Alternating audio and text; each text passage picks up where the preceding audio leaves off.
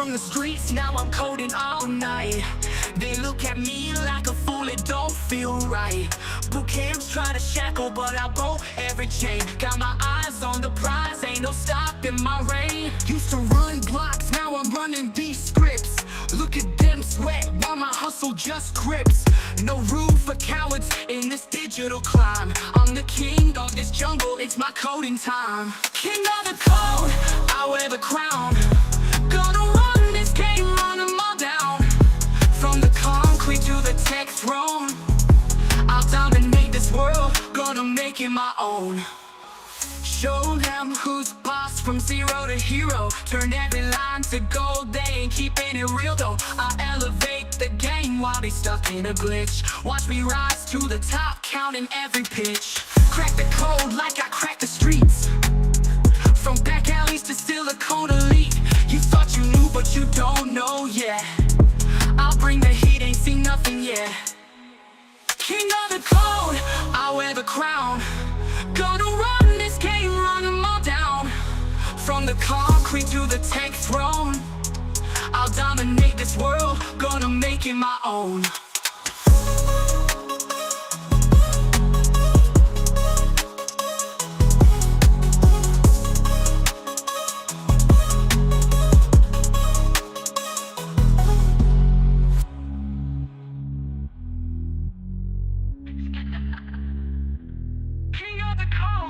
I wear the crown.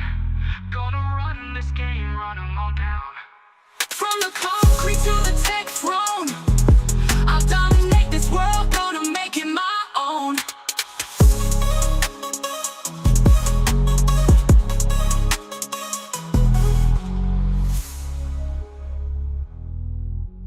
Show them who's boss from zero to hero. Turn every line to gold, they ain't keeping it real though. I'll elevate the game while they stuck in a glitch. Watch me rise to the top, counting every pitch. Crack the code like I cracked the streets. From back alleys to Silicon Elite. You thought you knew, but you don't know yet. I'll bring the heat, ain't seen nothing yet. King of the code, I wear the crown. Gonna run this game, run them all down. From the concrete to the tech throne, I'll dominate this world, gonna make it my own.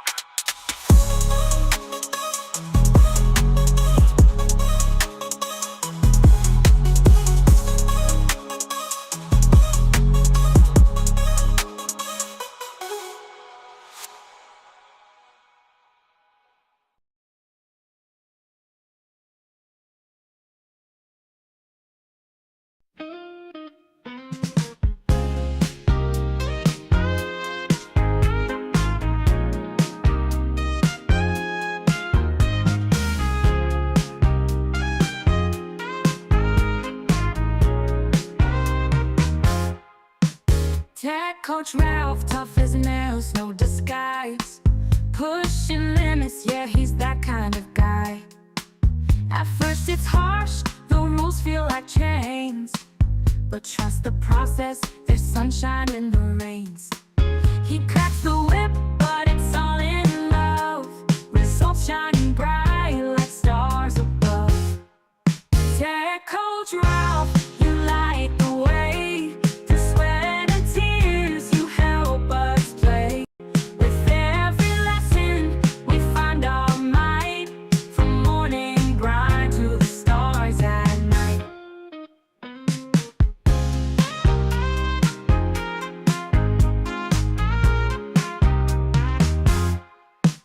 Days turn to weeks, skills sharp and fast. What once was a struggle now feels like a blast. Step by step, we rise and we glow.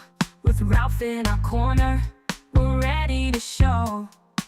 Singing his praises, can't keep it inside. From hard ass to hero, he's our pride. Tech coach Ralph, you light the way. Through sweat and tears, you help us play. With every lesson, we find our might. From morning grind to the stars at night. So here's to Ralph, the coach we need in this game of growth. He plants the seed,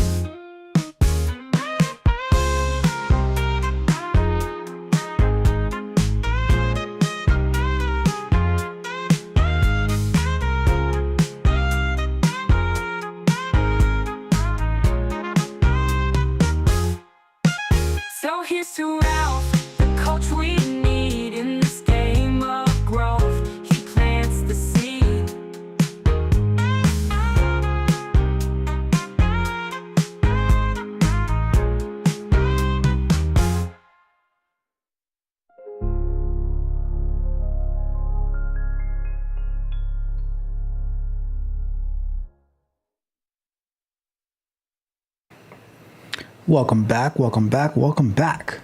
How is everyone doing tonight? Hopefully you are doing well. You know what? I'm gonna try something just a little bit different today. I have been messing around with some overlays. I want to give it a try to see what do you guys think. So we have this, like we have what we see here, what we're used to, but we also have, let me see if I can set it up. I thought I did, but I am messing with, let me see if I can find it. Boom. And, oh, no wonder. Okay, I got it. So, but we also have this one. I made this morning. Let me know what you guys think about this. I am Tech Coach Ralph. We are engineered to win. Tonight is Tuesday, November 26th, 2024. Yes, 2024. Thanksgiving is in 2 days. Thanksgiving is in 2 days. You know what that means? If this is Tuesday, that means this is Tech Q&A. Tech Q&A. We are at it again. We are at it again. And it is going to be a crazy, crazy night. I mean, yesterday I just went crazy and you know, I got the smoke today. I got the smoke today for QA. That I've been doing QA for the past 15, going on 16 years now. And, you know, something, I got triggered. I got triggered yesterday. I got triggered and I went off. And we're going to talk about it today. We're going to talk about it today. So, how is everyone doing today? Alexis, welcome, welcome, welcome. Daniel Allen, welcome, welcome, welcome. How you doing? My guy, Yakar, Mr. Technique is in the building. How is everyone doing? Hopefully you're having an amazing, amazing week. All right, so let's get to it. Let's get to it. Before we get into all the craziness of tonight, let's start off with our agenda like we like to do. Alexis, let me know what you think. What do you think about this layout compared to I'll just compare it right now. Let me know what you think about this compared to that. You like this one better, or do you like that better? Let me know. Trying different things out, trying to create these custom overlays, got more information. So let me know what you think, Alexis. Let me know what you think, Yakar. Let me know. Well, Daniel Allen on Instagram. Instagram is only in vertical view, so you're not going to see it the right way anyways. But thank you so much for tuning in. All right. Like the previous one. Previous one meaning the one within the border or the one that is that just like full screen. But we're going to try it out today. All right, so let's do this. Let's jump into our agenda. So first and foremost, as I welcome you in, I just want to say a big, big, big thank you to all of the newest subscribers to the channel and to those who have been with me for a very, very long time. I appreciate you all. You guys are helping the channel grow. You guys are the best. I appreciate you. And of course, I give a shout out to all of my tech savages out there. To all of my tech savages out there, my tech barbarians, my tech prodigy, my technical explorers, all of my Patreon members who are putting in the work every single day.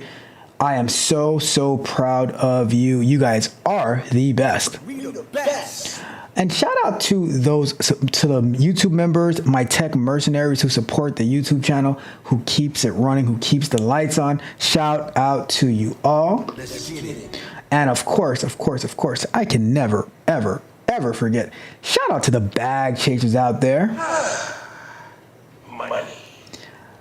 And to my two partners in crime, Mr. Technique and Mr. Mitch. Shout out to y'all. All right, so D is saying that likes the borders, but Alexis is saying original, no borders. Whew, I might have to put a poll. But we're gonna try it out. Sometimes it takes time to get used to these new changes. Let me see something. Let me make this dynamic. Ooh, that was small. Ew. I don't know. Whoa. We'll figure that out. We shall figure. What was that? Hold on. Oh, okay. Whoa. All right. Just messing with some stuff over here. All right. Anyways, NT ways, let's continue on with the show.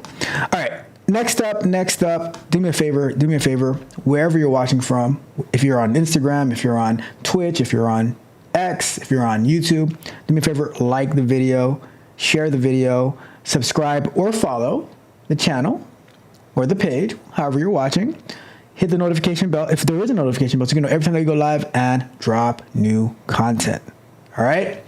And if you haven't done so already, check out techcoachrob.dev. Tons and tons of exclusive content. I just uploaded today the video of my tech barbarian doing a presentation on how mortgages work because she needed to learn more about mortgages to be able to better do her job as a help desk person at a mortgage company. All right. So really, really good presentation. It's about 30 minutes long. A lot of good information. You definitely want to check that out. All right. That is available at techcoachrob.dev. And, if you need one-on-one coaching, whatever it is you need, hit me up and we will get that done. All right. So next up, let's jump into the show schedule, our live show schedule. All right. Let me see. I'm watching this on the tablet. What is going on here?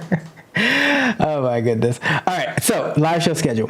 We have Thursday nights, software explorations. This coming Thursday, we're going to be continuing to work on our Urban Dictionary of Economic Data. We are going to be making more changes. I have our backlog of work that we need to do. So definitely tune in for that. We're building we already built it. It's a React app with an API to microservices using MongoDB.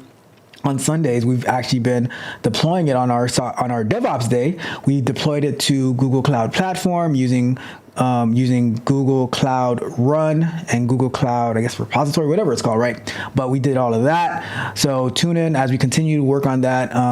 Really, really cool stuff. We have our morning shows, Coffee and Kata, Mondays and Wednesdays. We start between 7:30 and 8 a.m., where we review some news articles, and then we review some news articles, and then we also work on our time cost calculator mobile app, which is available in the iOS store and in the Google Play Store. All right. And Tuesday nights, tonight, we have our Q&A session. It is going to be a crazy, crazy show tonight. I'm just letting you know right now. It's going to be crazy. It is going to be crazy. I brought the smoke yesterday and I continued it on LinkedIn yesterday because I wasn't having it. Yesterday. So we're going to review that as well. And then the show of the week to end the week off strong. We have the Saturday morning show, The Men Lie, Women Lie, Numbers Manipulate show. And that's where we review the weekly economic numbers, job information, what the Feds are doing with the interest rates, how they set their economic policy, consumer price index, producer price index. The list goes on and on and on. Really, really good information. You definitely want to tune in to learn more about the economy, to learn it with me. All right. Because I'm like Yakar and Mitch. They are the co-host of the show from the chat. They are experts in this stuff. I'm just getting started. But we've learned a lot. Ask Yakar, ask Mitch. They'll be like, wow, you're like a little baby who couldn't even crawl, and now you're walking on your tippy toes, but you fall every 3 or 4 steps. And you know what? I am okay with that because I am learning. Let's jump into our pre-recorded content. All right. So Mondays, we have candid conversations. Yesterday, I said that 99% of you will not make it in tech. You will fail in tech. All right. I break down why, you definitely, and some adjustments that I'm making based on things that I've seen. You should check it out. You might agree, you might disagree. It might motivate you. It might discourage you, whatever the case may be. You got to listen to it. And then Wednesdays, we have software explorations, concept and overviews. Tomorrow, I'm going to be breaking down, investigating, reviewing, getting a better understanding of the cybersecurity role, cryptography. Is it cryptography? No. Is it? What is it tomorrow? No, it's not cryptography. That's for next week. Tomorrow is forensic analyst, cyber forensic analyst. See, I already dropped the scoop on what's next week. Yes. Tomorrow is going to be forensic analyst. All right, cybersecurity role, really, really cool stuff. And then we have Fridays. We have the Bug Bite, where we are reviewing different software industry related stuff. Bugs, defects, cybersecurity attacks. This coming Friday, I'm going to be venting on how the federal government is trying to ruin our internet experience by trying to make Google sell Chrome and Android. It's been a very, very depressing path. Maybe that's why I went off yesterday, because I was depressed when I saw what they were trying to do to Google, right? And then we have shorts as well as clips from the this Q&A show, and I started dropping clips from the Saturday morning show where we are reviewing the economic data. So more to come in 2025. All right. So let's clap it up for all of that amazing content that we drop every single week, every single day.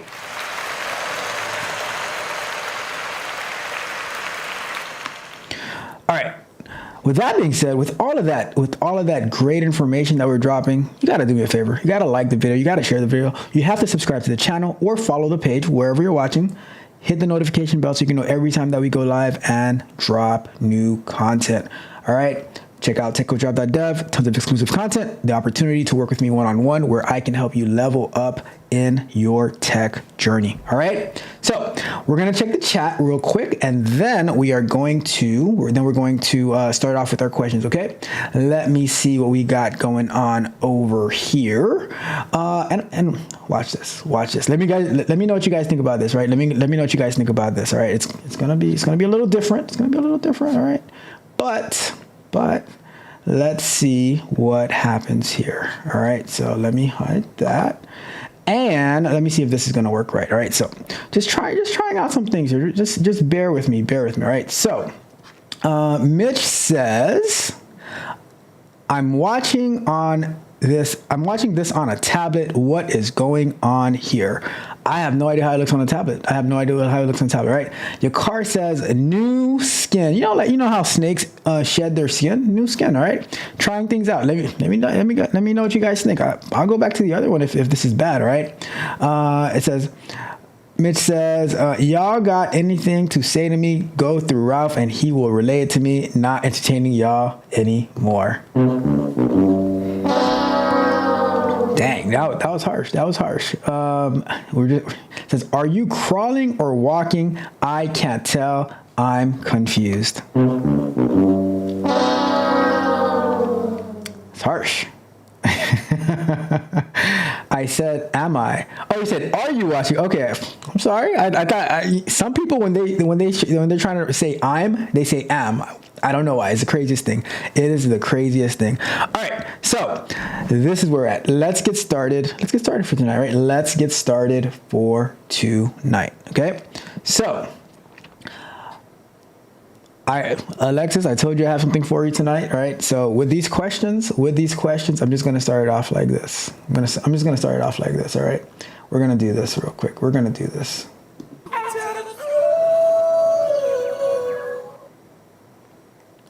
I tell the truth, right? I tell the truth. I'm just being honest. I'm just being honest, all right? So please forgive me. Please forgive me for what's going to happen tonight, all right? So let's get started with our very first question of the night, all right? Another one. Should QA be immune from deadlines, speed, and agility? So let me give you some backstory on this real quick, right? I was scrolling through through LinkedIn yesterday, and I saw someone write this post that I'm about to read to you, and I just felt compelled in my heart of hearts, however small that might be, to respond and not only leave a comment, but to repost with my response, because I was annoyed. I was annoyed by this, right? So let me read the post, and then I will share my feedback on the post, right? So it says, quality doesn't work on deadlines, speed, and agility.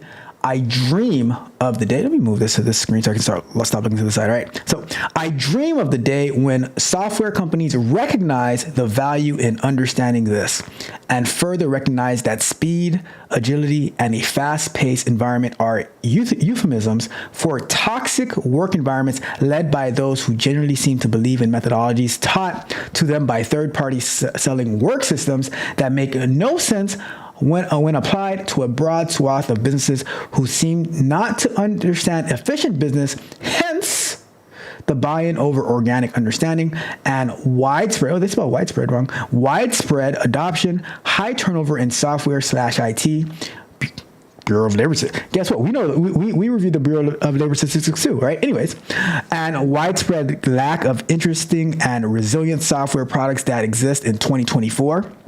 In parentheses, is there a single Google product that isn't constantly bugged now? Okay. I dream, oh, you know what? Because we're dreaming, let's, nope, not that one. Not that one. Because we're dreaming,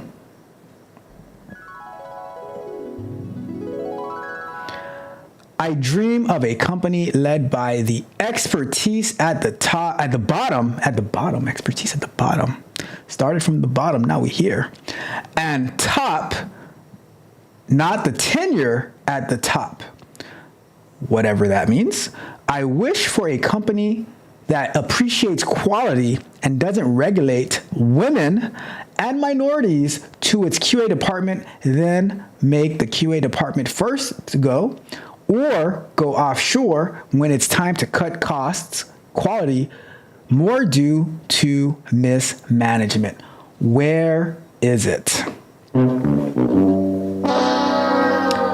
I told you I was bringing the smoke today, all right? So let me share my thoughts with this. Let's put our 5-minute timer up on this bad boy. All right, so first and foremost, as you see in the title of the show today, this must be the QA smoke show. If anybody wants to call in, please click on the link. Let's have a conversation about this, all right? So, first and foremost, here's a problem with QA, all right? QA loves to play the victim. A lot of times, QA, they champion the victim Olympics because nobody likes me. They're just always throwing stuff to me at the last minute, and nobody values the all the bugs that I find and all blah blah blah blah blah blah blah, right? And I'm like, look, listen, Linda. Maybe if quality would be a little bit more business minded and understand that every single person has to have deadlines, speed, and agility. Are you part of the team or are you not part of the team? If you are part of the team, then the same deadlines apply to you, the same speed of delivery applies to you, the same agility applies to you as guess who? As every single other member of the team. As developers, as the product owner, as a scrum master, if one person fails, everybody fails. If everybody succeeds, then you succeed. So, when we do not understand that businesses do not have an infinite amount of resources, and that trying to deliver to your customers is the priority, not how you feel about quality doesn't work on deadlines. Hell yeah, you do. Everybody works on deadlines. And you know what? The way that you're going to actually meet those deadlines is what I preach about QA all the time, is to, instead of having an adversarial role with the rest of your team, with your engineers especially, because you guys should be best friends, you should be tied at the hip, right? Work with them and start communicating with them as early as possible. And say, hey, what do you guys think about this? What do you guys think about that? Whenever that the engineer is having a meeting, I try to be a part of it because I want to go and provide my perspective on from a quality perspective, from a testing perspective, from a risk perspective, from a customer perspective, things that like that developers might not be thinking about. And then on the other end, there's so many things that I'm not thinking about that they're thinking about. So we actually work together cohesively. And so many times, from what I've seen, QA will just sit around and wait. They will wait and wait and wait. And then, because they never said anything, guess what? Guess what? The developers forgot about you. Congratulations, you played yourself. However, if you were all up in their business from the beginning and giving suggestions, giving ideas, whatever, right? Then they're going to think about you more. And they're going to want to they're going to want to have you, like, they want to do a good job because they don't want stuff that they've done to come back to them. And my belief is that it is better to prevent a defect from ever happening than to be excited that you found a bug. Guess what a bug is? A bug is a mistake. A defect is a mistake. Something that shouldn't be there. All right. So now we have to go back and fix it. If you understood business, if you understood cost, the earlier that you find a defect, the cheaper it is. So guess what? When you catch it before it could even happen, then you're actually you're saving money at that point. So if a defect gets all the way to production, then the cost is a lot more. But for the idea of, so you want to work in a slow pace environment? And because of this mentality, right? Because of this mentality of we should just be able to work at our own pace, and we don't have deadlines. We can't work on deadlines. You can't make us go fast. We're not Ricky Bobby. You can't make us agile. We just want to do it the way that we want to do it. Well, you know what? In that case, offshore you go. Or if QA wants to do whatever they want at their own pace, then why do we even need them? That's how you get to that conclusion. Because you do not want to be part of the team. You want to do whatever you want, whenever you want. And guess what? We don't do that here. See, and that's how I know. And here's the thing. This is why it's so hard for people to actually be able to quote unquote practice QA. Because a lot of times QA is waiting around depending on other people. So, and then if you're going to be complaining like this, then why don't I just ship the job to somebody who'll be grateful to have it? Sure, when it's time to cut costs, but also, when it's time to cut annoyance, because this is the mentality that is frustrating.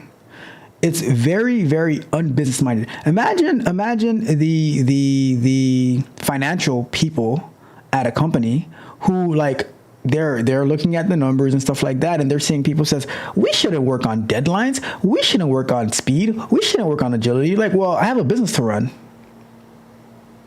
Do you know how much cloud costs, like hosting cost? Do you know how much employees cost? Do you know how much salaries cost? Do you know how much payroll taxes cost? All of that costs money. So, you know what? Imagine this. What if payroll, right, didn't work on deadlines, speed, and agility? How would you feel about that, huh? So why is it only quality that doesn't work on deadlines, speed, and agility? Hell yes, quality does work just like everybody else does on deadlines, speed, and agility. You want your paycheck in 2 weeks, right? Well, guess what? In a sprint, we want our software delivered in 2 weeks as well. And I'm saying this as somebody who's been in QA for 15 to 16 years now. But also as someone who runs a business, I see cost every single day.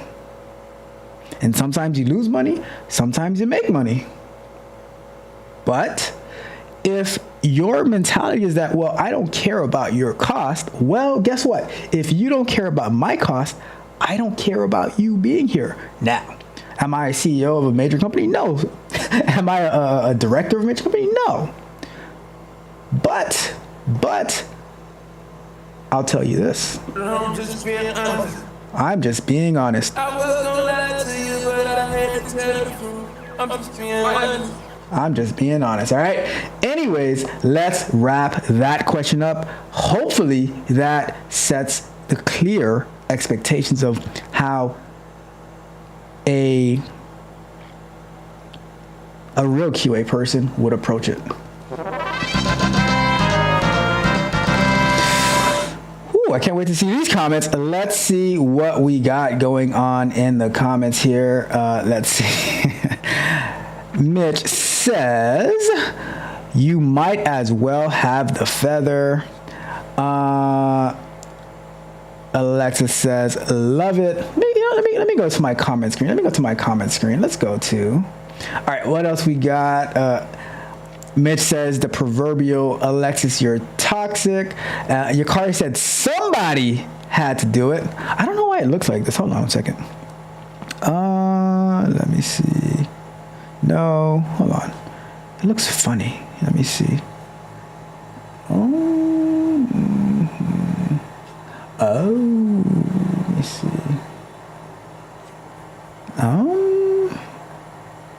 There we go. I don't know. Whatever. We'll figure it out. Let's see. We build it as we fly it. All right. Let me see. Let's see here. Whatever. All right. Anyways, let's continue. You know, we're working here. All right. Let's see. Mitch said to Alexis that she's toxic. Alexis asked how, and Mitch said that all girls that like Future are toxic. Might have a point there, Mitch. You might have a point there. I don't know. Let's see. And sick, not only toxic, but also sick. Says I don't like Future. He does, however, have catchy phrases. Even a broken clock is right twice. This thing is annoying me. This chat thing is annoying me. I just can't. Oh my goodness, what's going on here? I just can't get it right. Oh my goodness. We are, oh wait, I don't know. I'm all confused with this over. I have to work on that. All right. Anyways, it says that was certified trash. Let's see.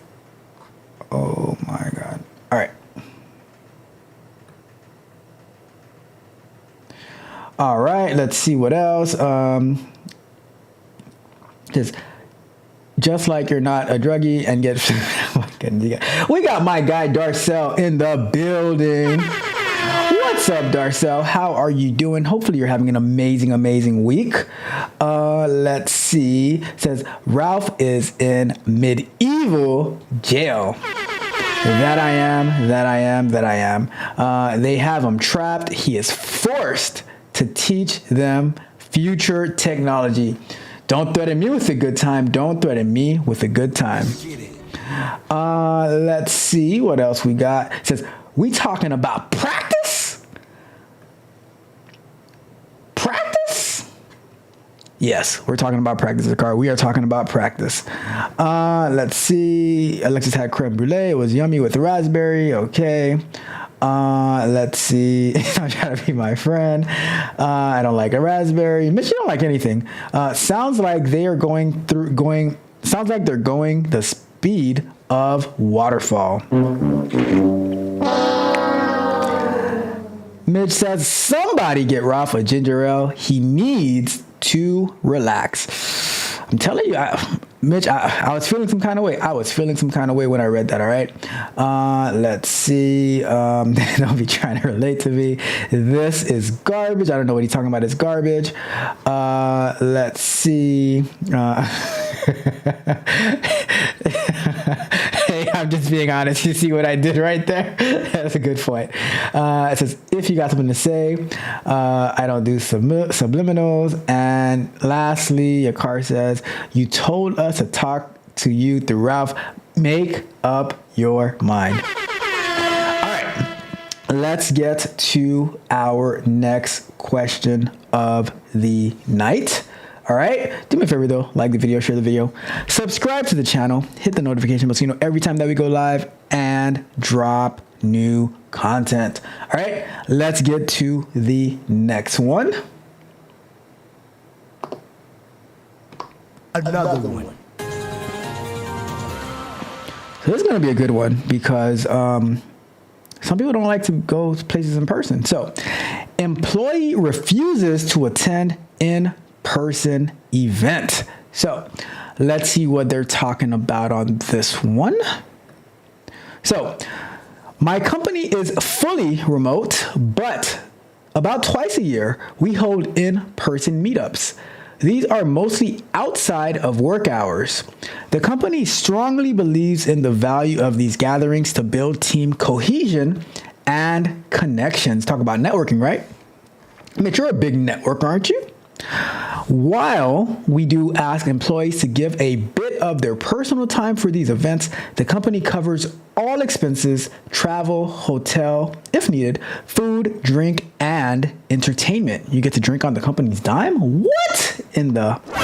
All right. So we also emphasize that remote work eliminates the daily commute. So this is a rare occasion where a little extra effort is needed. The employment contract refers to an occasional in-person presence outside work hours, and we make the regular meetups clear in the recruitment. This year, though, however, one of our employees has said he will not attend. What? The plot thickens. This frustrated it frustrated the CEO, who sees these meetups as essential. They also feel the employee is inflexible on other matters, and this has only added to the frustration. You're telling, all right, so this must be a guy who doesn't want to go because like, who's gonna pass up the opportunity to get flued out, get dinner paid for however long you're there, get your drinks paid for, get your hotel paid for? Come on, son. All right. So I line manage this person and need to speak to him about the situation. I want to approach the conversation thoughtfully and professionally while trying to understand his perspective, but also balancing the company's expectations. Have you faced something similar?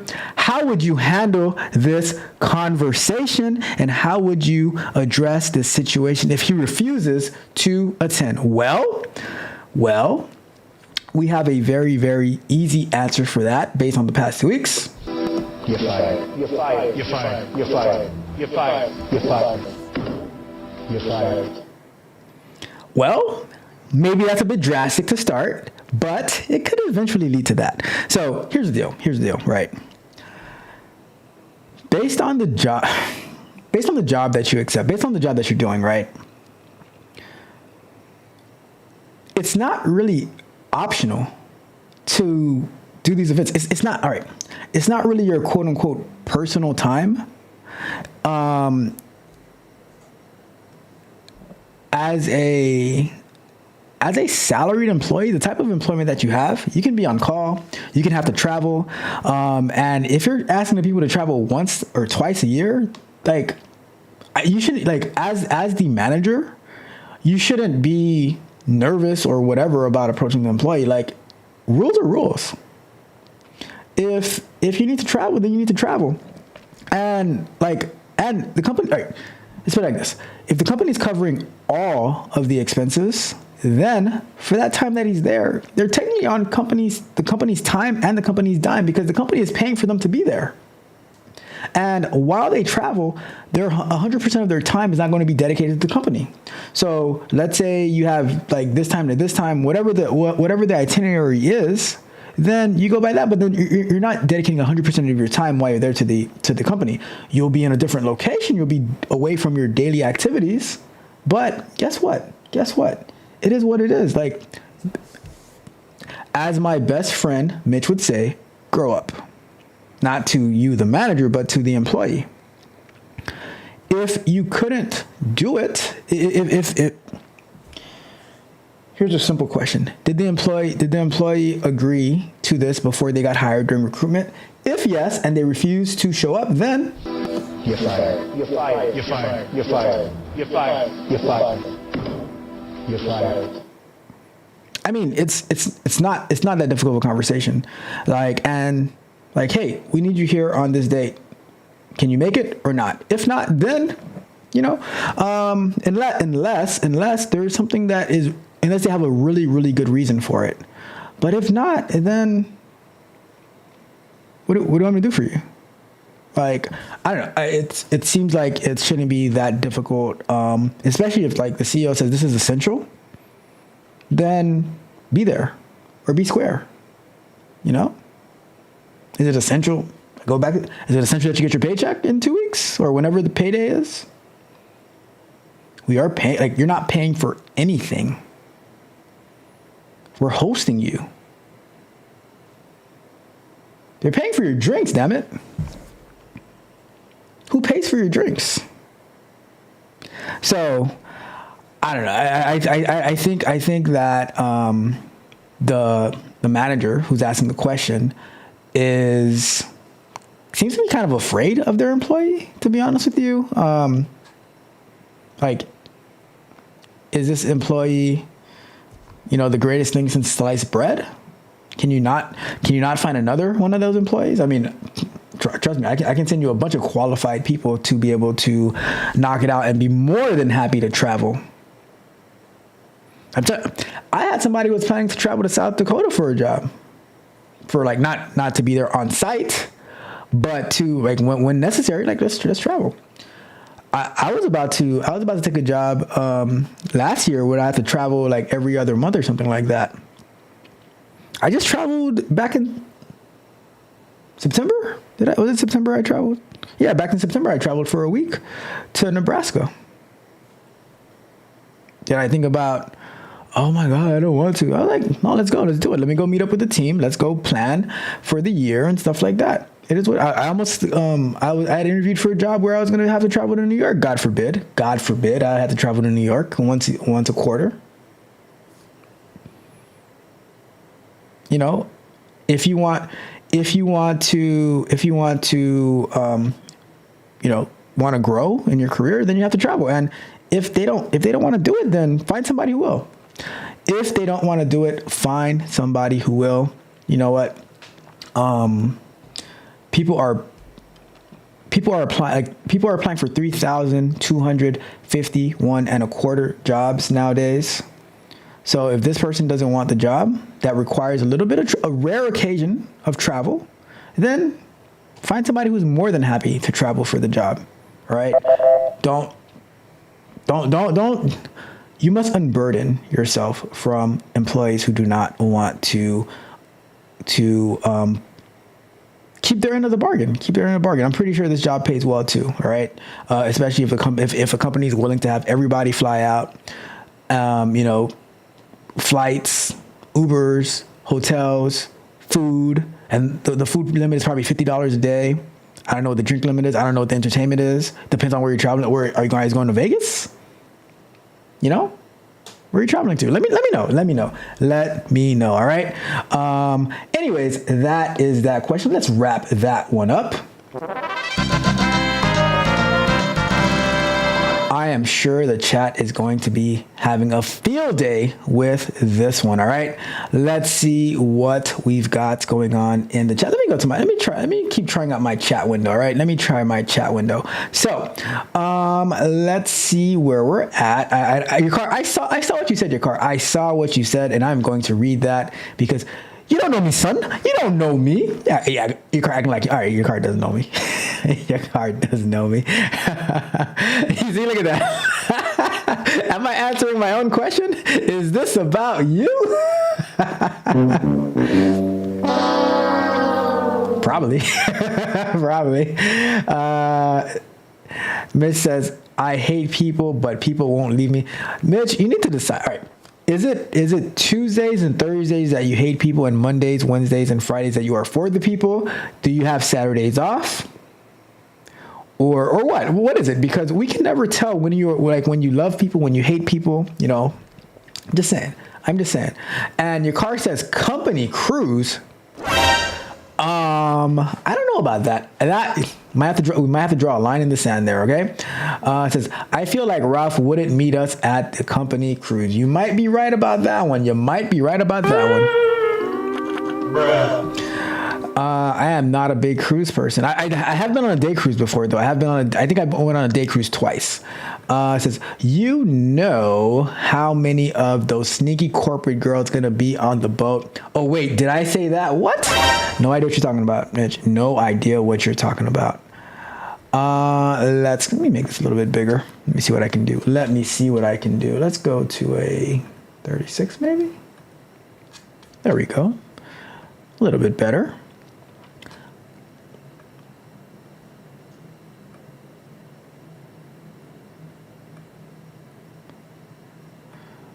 All right, cool.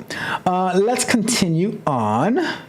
Says, I don't even know why I said that. You know why you said that? You said it because of this, Mitch. You're just being honest. All right. Let's see. Your car says, Mitch. It says to Mitch, they thought Afrotech was something until we went on the company cruise. Who knows what's going to happen there? What in the world? Y'all you're trying to get me to stay home. I ain't going nowhere. Oh my goodness, this thing is crazy. Oh my goodness. Anyways, we'll have to play with that. Let's see what else we got. It says they gonna be on that cocoa, and I'm not talking about soda. Can you even get that onto the cruise? Your car says international waters. It says you don't have to go to the company outing, but you feel forced to go. Well, Mitch, it depends. It depends, right? Now, if it's like the company Christmas party, that's one thing. But if they're having a meetup where they're going to be like planning for whatever, you know, for the next quarter, or, you know, for whatever they're doing, you know, you kind of have to go to that, you know, because let's say you don't quote unquote have to go. Well, why don't they find somebody who is willing to go? That's what I mean. I cannot be in management, right? I cannot be in management. I'm just saying. Your car says a pickleball on the top deck in 30 minutes. You know, I've never played pickleball before. Mitch says that he'll defeat your car in that too. You ever hear of Corona Cali? Is that a beer? Let's see. Says, Ralph, you definitely wasn't going to travel every other month. Mitch, Mitch. Let me tell you the truth, right? Let me tell you the truth. We're in 2024.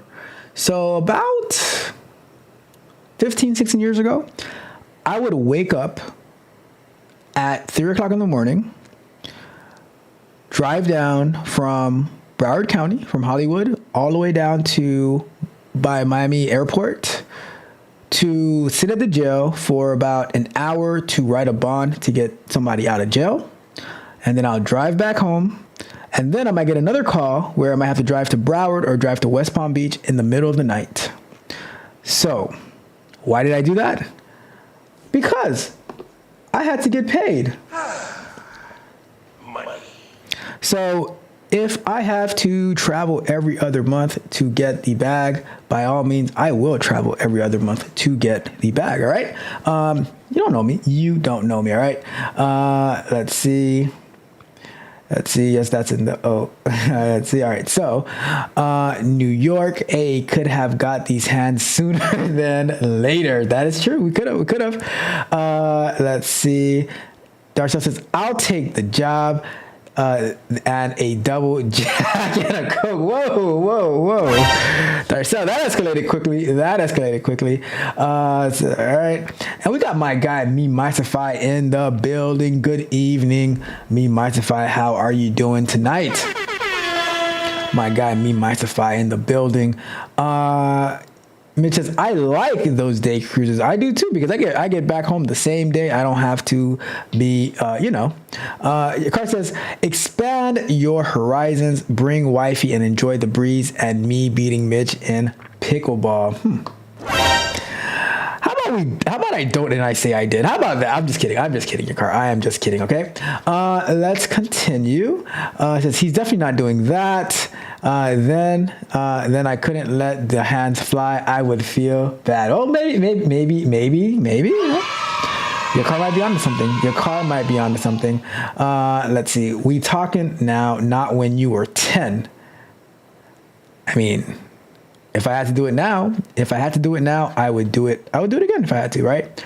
I just want my money. Like True Daddy said, I'm about my money. All right. Me Mystify is outside. You left Detroit. It says out here in Vegas for a vacation. Shout out to my guy, Me Mystify, enjoying life, enjoying a vacation out there in Vegas. And yes, please stay safe. All right.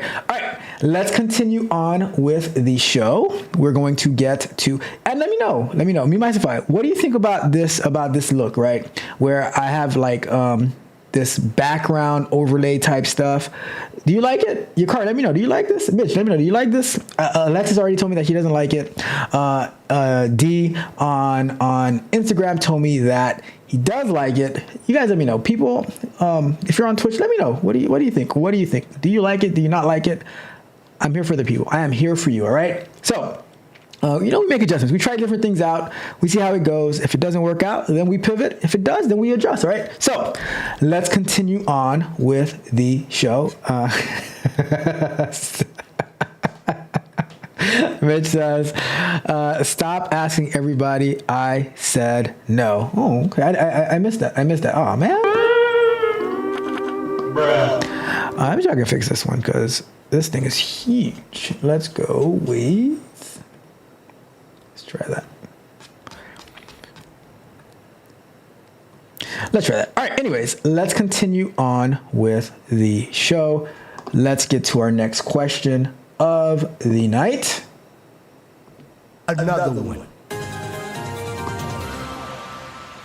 More QA talk. I told you, this is going to be the smoke show for QA. IT industry underplays the QA role? What? Do they really? All right, let's find out. Let's get to our next question of the night, all right? So, I'm tired. That's the way to start the post, right? I'm tired of how the IT industry underplays the QA role. Congratulations, you played yourself.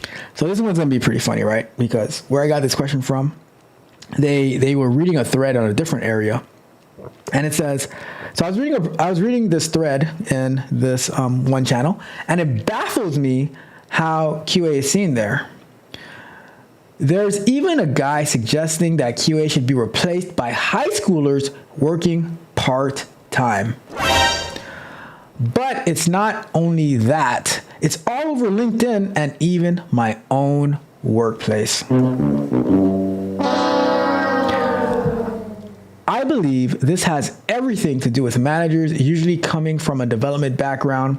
That means that they're bringing development biases with them to their new roles. They seem to think that automation is like regular development. You pick the requirements, code, test, and repeat. They grossly underestimate the role of critical thinking in finding bugs and believe that all manual testing can be automated. 99.9% of it can, if I do throw that in myself, rendering manual testers useless. Shoot. I have a question. Should I? I was gonna lie to you, but I had to tell the truth. I'm just being honest. Should I lie to them or should I tell them the truth? Let's keep reading, right? But, there's a big but here.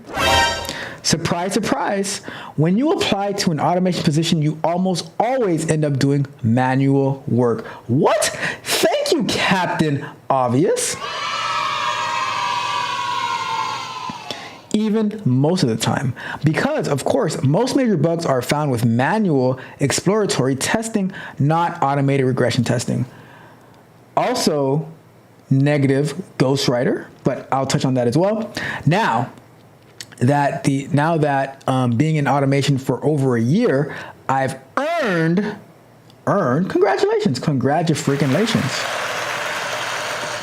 the respect of developers, but it's hard out here to go on when that respect doesn't translate to a salary increase. So we had this whole entire thing just to get down to, I want more money. TLDR, I don't make enough as a manual tester, all right?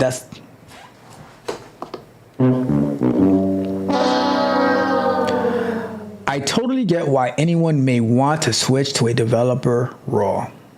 Okay, cool. I got you. So here's the dealio. All right, let's start our clock.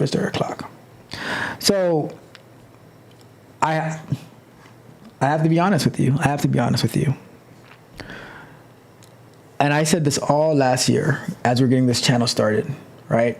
Because, I could have lied to you. I could have lied to you, right? But that's what all the other content creators are here for, right? They're here to lie to you, and then they're going to tell you, hey, you can get this manual testing role, and you can get like 5 of these jobs, and you can do them all simultaneously. And the way you do it is, when you're in stand-up, you're going to mute. You're going to be in 5 stand-ups at one time, right? And you just stay on mute, and you just plug in and you just quickly say your bit, and then you get out, right? And you don't say anything else. So you basically are confirming what you say. You're rendering not manual testers. You're rendering yourself, who happens to be a manual tester, useless. Yep.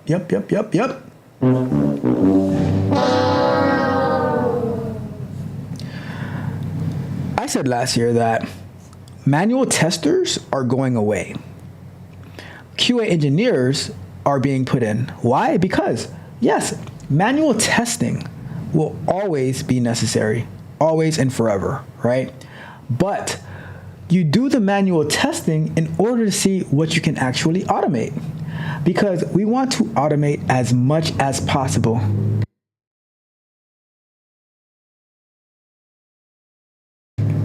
We want to automate as much as possible so that we don't have to continuously do all this manual stuff. Automation is for regression testing. Things that worked once changes are made, they have to continue to work. So that's why we do automation testing. Now, as you do manual testing, you continue to look for opportunities on what can be automated for regression. QA Engineering 101. Right? If I had to create a course on QA engineering, that would be the first day, right?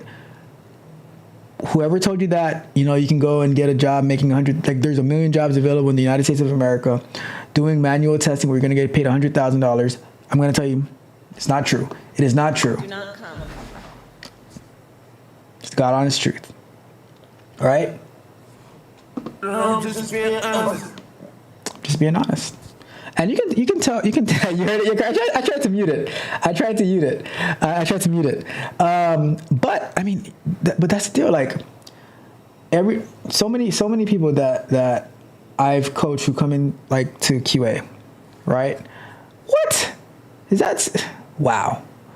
Instagram sucks. They give you like what, an hour to stream? All right, bye Instagram. It was nice having you. All right, continue without Instagram. So, but like I was saying, that you need, like, they lie to you, right? They lie to you. So manual testing, the role of a manual tester just about doesn't exist in the US, right? Somebody that I communicate with every now and then, they got a job as a manual testing in person, like on site last year. they had to move. But guess what? This year, they're learning automation, they're learning Playwright, and that is a requirement for their job. And now they get to work remotely because now that was their first job in QA. Now that they've built some experience, the company really likes them. So, you know, you had something come up, we still want you to work for us. So we're allowing you to work remotely. It is what it is. Like, but, you know, I think that, like I said earlier, QA loves to play the victim. And by you playing the victim, then that's why you're like, you know, they're saying such mean things about us. Well, you know what? Like when you are a champion, a gold medalist in the Victim Olympics, then people look at you like, oh, they're just whining, they're just complaining, yada yada yada yada, right? Instead of, like I said earlier, being involved, being more than the person who just clicks. Why do you think? Okay, why do you think they say that they can give it to a high schooler? Because you portray your job as just clicking. It's more than that. And like, oh, so much critical thinking for how to do exploratory testing.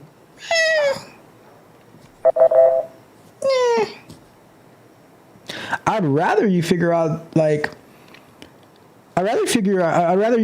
think critically early on so that we can prevent having to find these bugs, right? And just to address this comment, that most major bugs are found with manual exploratory testing, not automated regression tests. So I will tell you this, right?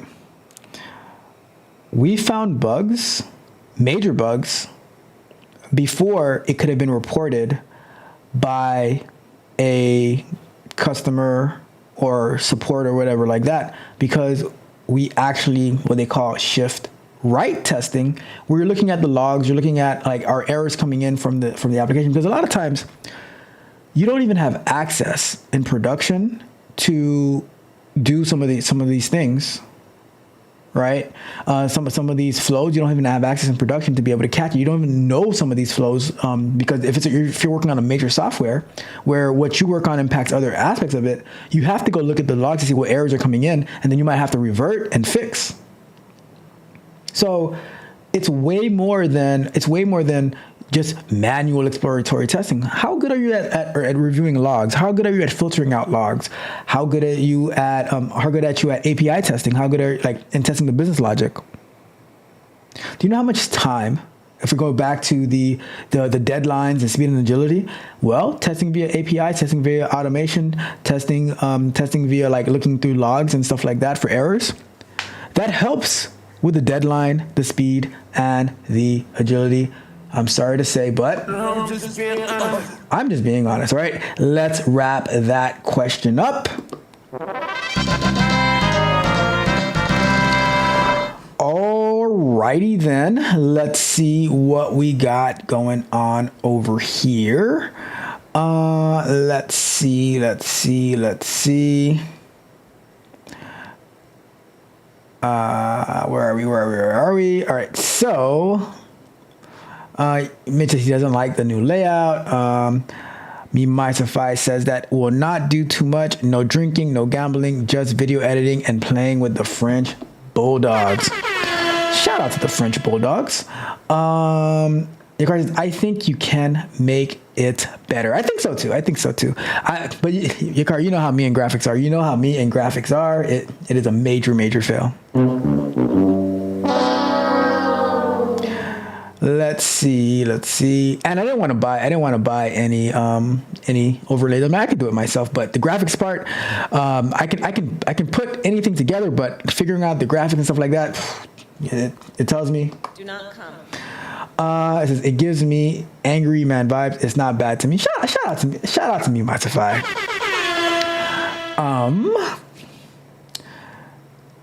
Mitch is hungry. Alexa's giving suggestions. Let's see. What's going on with you? Let's see. I'm a very picky eater. Somebody get me some salmon and rice. I'll lie for you before I lie to you. Let's see. I have no idea what Mitch wrote. Some Java something. Your car says my homie is back. It says, I'm not agreeing with you anymore, even if I agree 100%, Mitch. Okay. Your car heard the vroom, the charger out there. Let's see, where else? All right. Let's see. I couldn't see what this was. I couldn't even see I'm not sure what that was. Let's see. Oh, that must be something. It says, I used to watch that Mario Lopez was the host. You know what? Side note. I just found out, thanks to Alexis, that on the TV show Found, that guy is Zach from Saved by the Bell.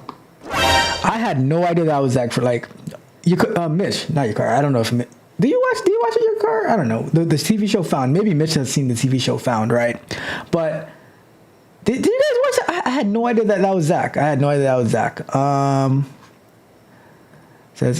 It says your boy be throwing money to other creators. That's our money.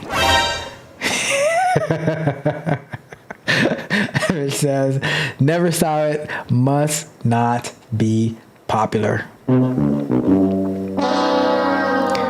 Because I don't watch. I mean, there's like three. The main character is black. The third main character is black, and then one of the supporting characters are black. Oh my god. You're terrible. It says I see everything. All right.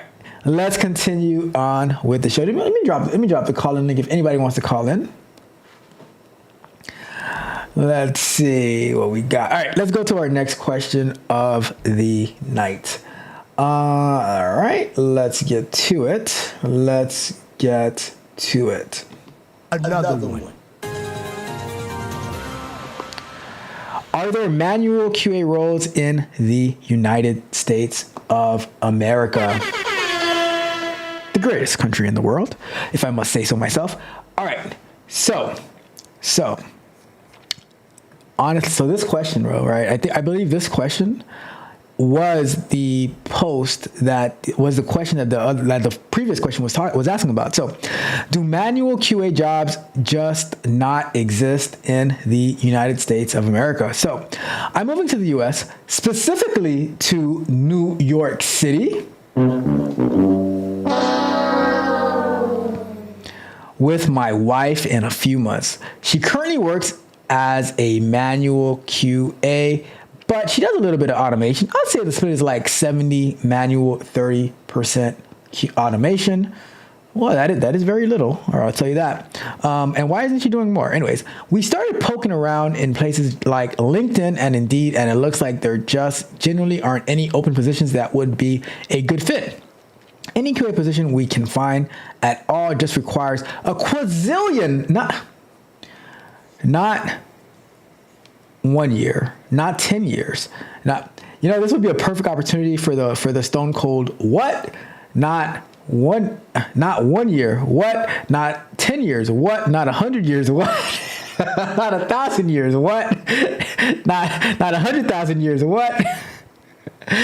Not 1,000,000 years, not 1,000,000,000 years, not 1,000,000,000,000 years, but a quadrillion years of experience with like 7 different frameworks of automation. Oh my God. It's really surprising to us since the country we're coming from, which has a healthy high-tech market, is packed to the brim with positions in the field. Well, our vice president told you. Do not come. That's what they said. That's what I didn't say it, but that's what they said, all right? So this is a thing in the US that companies don't usually have manual QA engineers at all. Are we searching the wrong way? So let's get our clock started on this one. Get a sip of water.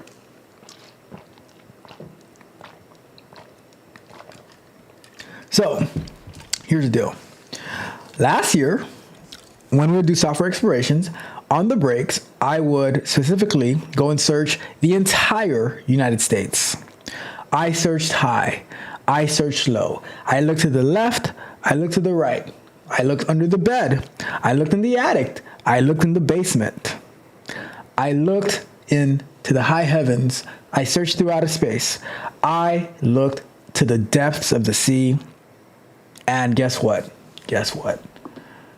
I couldn't find one manual QA job.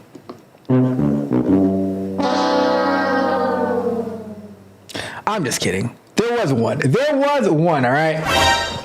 But it was in Chattanooga, Tennessee. Far, far, far away from New York. And you had to be in person 5 days a week, 8 hours a day, glued to your seat, all right? Now, why am I so dramatic with this answer? Because I guess here we innovate just a little bit more where we're like, all right, we're not like, it doesn't make sense. Robert C. Martin, Uncle Bob, we played the video on the channel before where he was breaking down that if you have a testing manual of test cases of like this thick, right? And now the company needs to cut budget. Which tests are you going to execute? That's why we need. That's why we automate. We need to cover as much as possible with the research that we have. So we automate. A honest automation percentage should be a good 90% automated, 10% manual. And as you do manual tests, you better always continue to look for opportunities to automate. You might not be able to automate it right now, but technology continues to expand. So you look for opportunities to say, all right, can we automate this now? Can we automate this now? I have worked on, and I have seen some amazing automation workflows. So coming to New York City, is there QA positions available? Probably, but guess what? There's probably 1,000 manual QA testers who just graduated a boot camp who are looking for the same position. And they will fight you to the high heavens to get that position. So if you think that you're just gonna fly up in here and say, hey, I want that QA, that manual QA job. There are 1,000 people in line because they were promised, they were guaranteed that they would be able to land 5 jobs working as a manual QA person. And after their 6,151st application, and they still haven't gotten a call back, they said, you know what? I'm going to manifest that manual QA role that I found on some random back alley job board for myself. And it is not going to be for you, all right? It's going to be for me. They're going to build a wall around that job. I don't know where you're coming from, right? If manual QA is filled to the brim where you're coming from, I have an idea where that might be. But guess what? We don't work that way over here. We innovate. We have chopsticks that catch rockets falling out of the sky, okay? So that just we don't really focus on manual testing here. I mean, I'll tell you this, the boot camps focus on teaching manual testing, which it's useful to learn it, but you're not gonna find a job doing manual testing. But I preach, hey, and you could ask anybody that I've coached for QA. I'm like, as soon as they get in, like, oh, you know, it's this. Correct me if I'm wrong in the chat. But when you came in and said, oh, I took this manual testing boot camp, and what did I say? I said, that's cute. That was cute. And I'm like, all right, cool, great. Well, tomorrow you start learning automation. Tomorrow you start learning automation. All right, let's get it. All right, that's my thoughts. Do QA jobs exist in the United States? Very, very rarely. And the ones that do, they will fight you they will have a duel to the death for that manual QA position. And you have to run through 1,000 bootcamp graduates to get it. All right, that is my thoughts. Don't at me. You don't want this smoke. Or you can catch these hands of love from Mitch. All right. I'm just saying. I'm just being honest. I'm just being honest. All right. All right. Let's see what the chat is talking about. Let's see what's going on over here.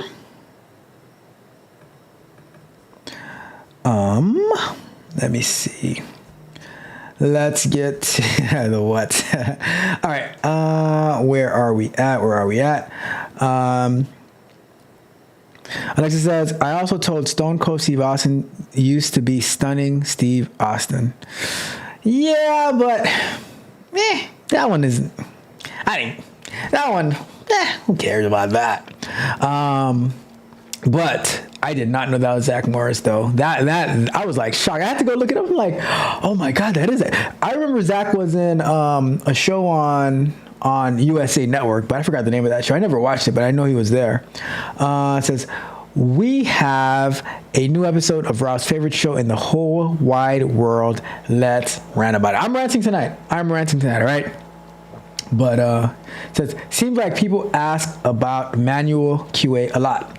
It does sound like. Well, Mitch, when you have these tech influencers running around saying that, you know what, you can get these 10 jobs doing manual QA and that you'll make a lot of money. You'll make $500,000 a year by working 10 jobs, and you don't have to actually know what the company's doing. You just need to know how to follow these steps, and you don't have to be technical at all. You just know how to take this 6-week boot camp and pay us $20,000 for that boot camp, and you're going to be good to go. You're going to make that money back because you're going to be making $500,000 working 10 jobs. And you're like, sign me up, Scotty. Sign me up, Scotty. Bruh. And we got the what's in the chat. That's what I'm talking about. And we got the what's from from your card too. And Alexis says, "Stay in your country." Then, Alexis, that is not nice. That, you know what? That's equivalent to saying, and we do not believe in that over here, right? We do not believe in that over here whatsoever. Okay, come on. Did you look in the closet? You know what? I didn't even think about looking in the closet. Out of all the places that I should have looked, I looked at all these different places and I didn't look in the closet. Oh my God. I should have looked in the closet. You're right. It might have been in the closet. But who knows what you find in the closet though. Says that boy could be in a play. Okay, Broadway Ralph. Okay, I like that name. From now on, just call me Broadway Ralph. All right. What else we got? It says a back alley, Mitch. A back alley. I'm just saying. I'm just being honest, Mitch. I am just being honest. All right. It says, where do you think? I would say wherever has the biggest manual QA testing industry in the world. They produce manual QA testers the way that Krispy Kreme produces hot glazing donuts. Broadway Rob. Darcel says the foot tapper is on. You know how he do.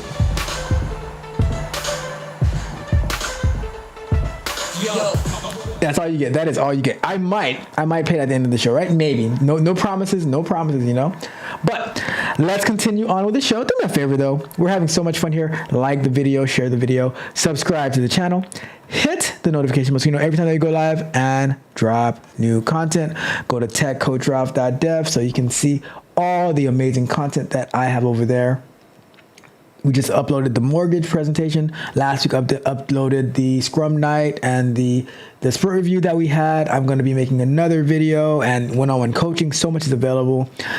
Gave away some free memberships for 2 months access the past week. We might do it. We might be doing it again this week, maybe. So we'll see. Oh, what's going on here?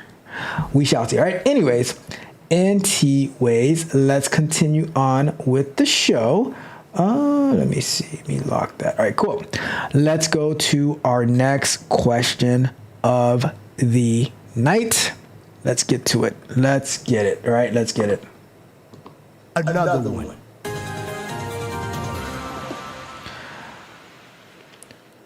So we just continue on with this, right? Moved to the United States and I can't find a QA job. I'm telling you, this is the QA smoke show. Bruh. So, I recently moved to the United States and I can't find a QA job. I'm a software QA engineer. I moved about 2 months ago to the US, finally, to be with my wife. Oh, that's so sweet. That is so sweet. I love that. I hate this saying so much, but I'm gonna say it right now. Father, forgive me for saying this, but I love that for you. I hate myself for saying that. All right, I'm going to end the show. I hate myself for saying that. But I love that for you. I have been in QA for about 7 years of my life. How long is your life? Mostly manual QA, but I have dwelled into a little bit of Cypress. Oh, that's so cool. Good job. And recently, Playwright. I have been sending my resume left and right. So they said that they've been sending CVs. So I'm guessing maybe they're from the UK or something, because here we say resumes, over there they say CVs. Left and right, and have landed about 3 interviews, from which I only managed to get to one round. I managed to get to one of the round finals. Oh my God, this is bad English, right? Went in for the final interview and met the team, but 2 weeks after, never got a follow-up. They were ghosted.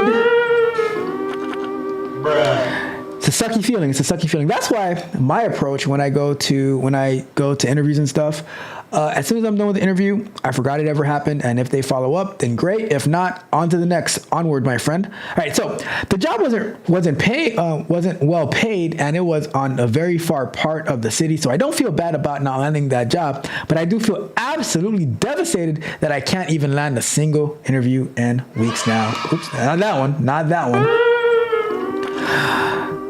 So I think that we also need to be honest with ourselves, right?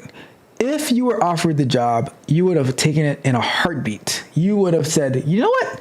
Beep, beep. And the little Roadrunner thing, right? But because you got ghosted, now you're acting like a scorned ex-lover. Because they ghosted you, they won't even return your text messages. They're not accepting your calls, and you're like, they were mean anyways. They didn't have good hygiene, so I don't feel bad about it. You feel like crap. Be honest. Let's just.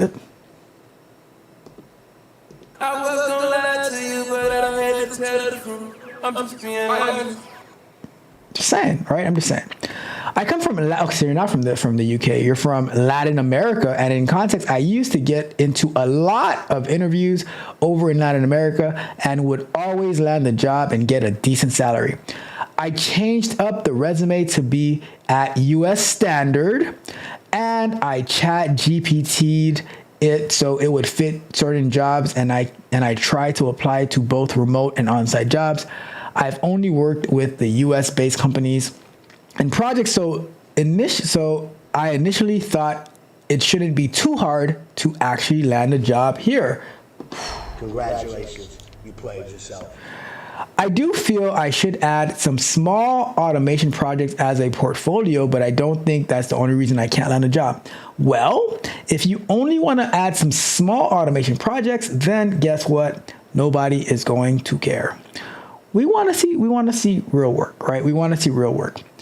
The standards in the rest of the world are totally different from the software development standards that we have here. I'm just being honest, right? I'm just being honest. I honestly feel lost. I contacted most, if not all, the people I met throughout my consulting career, and they just don't have openings at those companies.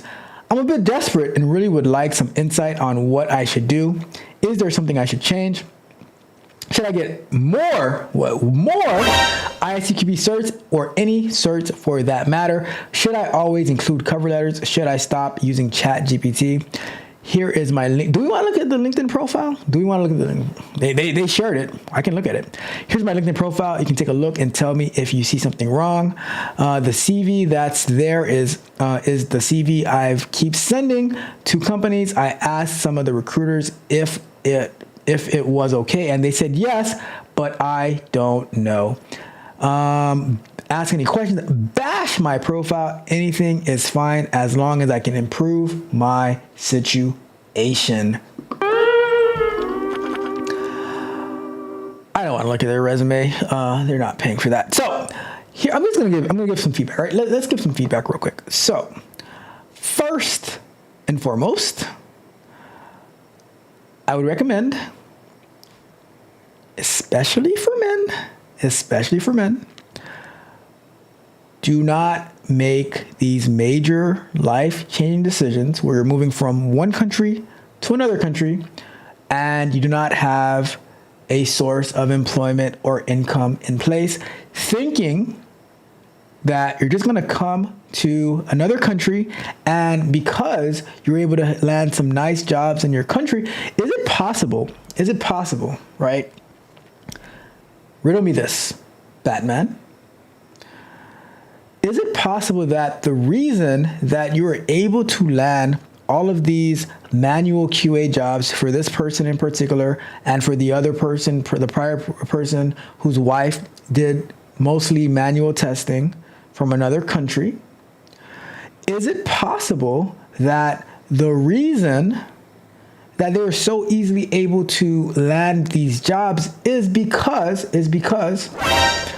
the companies in the United States were outsourcing the manual testing jobs to them? So if here we're focused more on automation and more on innovation and using the cloud and stuff like that, that we're like, you know what? It cost us too much to have to worry about these manual testing situations. So we help support the economy and the tech industry of these other countries because we need manual testing. We don't want to pay for manual testing here because it's not cost efficient. So we said, all right, we're going to send it over there. So now, instead of doing your due diligence and say, okay, how does the QA industry work in the United States of America? All right, how does it work here? You think that it's a mistake to think that any other country operates the way that the United States operates. So to think that, oh, because I was able to land these jobs here in my country where this industry is booming because the United States doesn't want these jobs, like they don't have these jobs, so they're sending it to us here. You think that I'm just going to come to the United States and get the same job that I was getting over there. No, we were supplying you those jobs, right? We were supplying those jobs. Congratulations, you played yourself. So instead of thinking about, and here's another problem that I have. This is one of my pet peeves, right? When people who are trying to get into a field, an industry, especially QA, and they dwelled a little bit into these automation frameworks, Cypress and Playwright, if you've been doing QA for 7 freaking years, why not on year half or year 1 or year 2, you started looking into automation?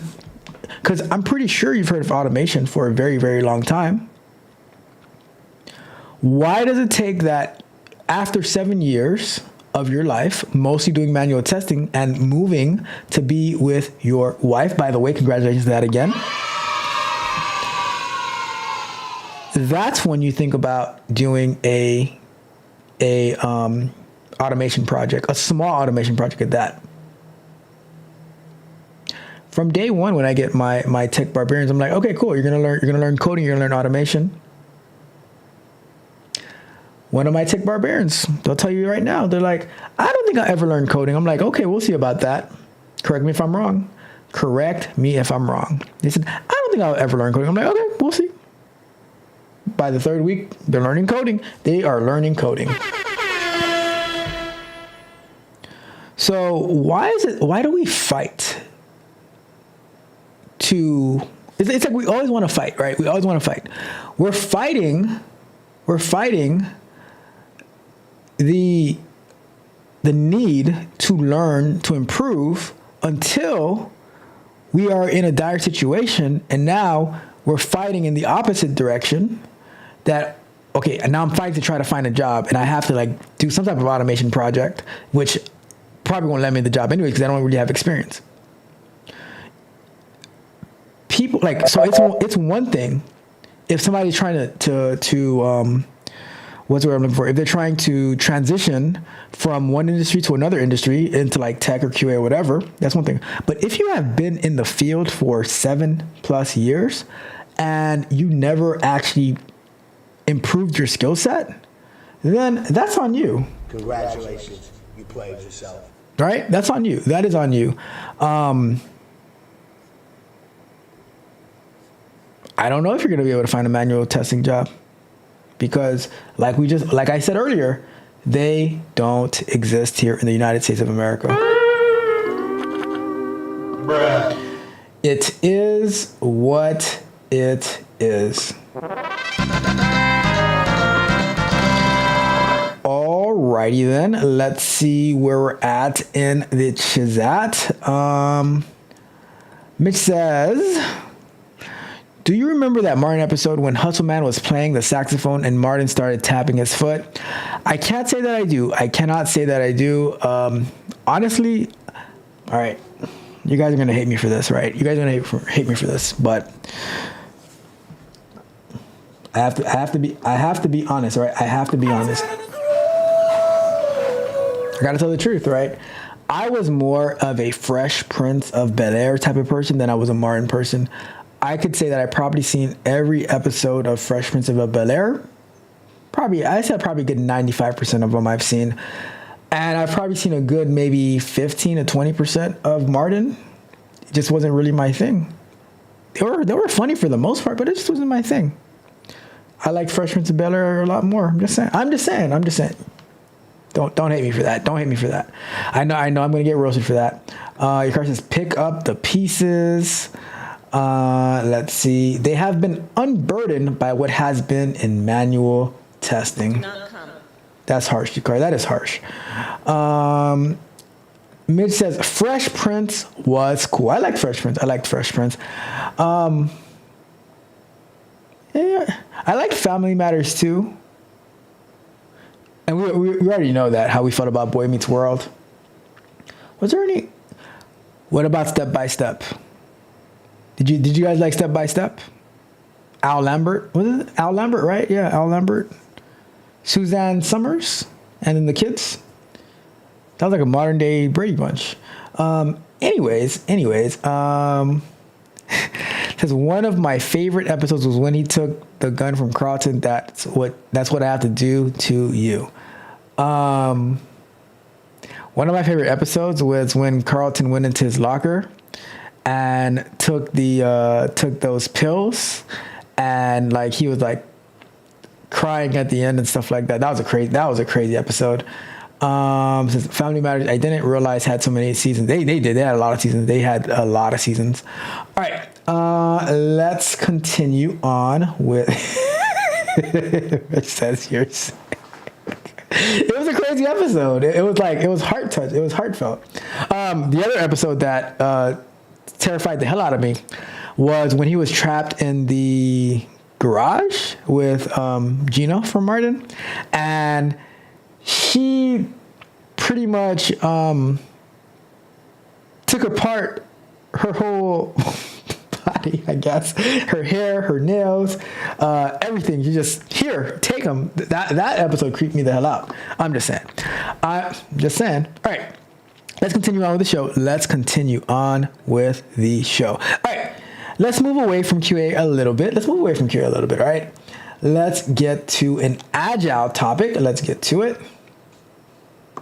Another one.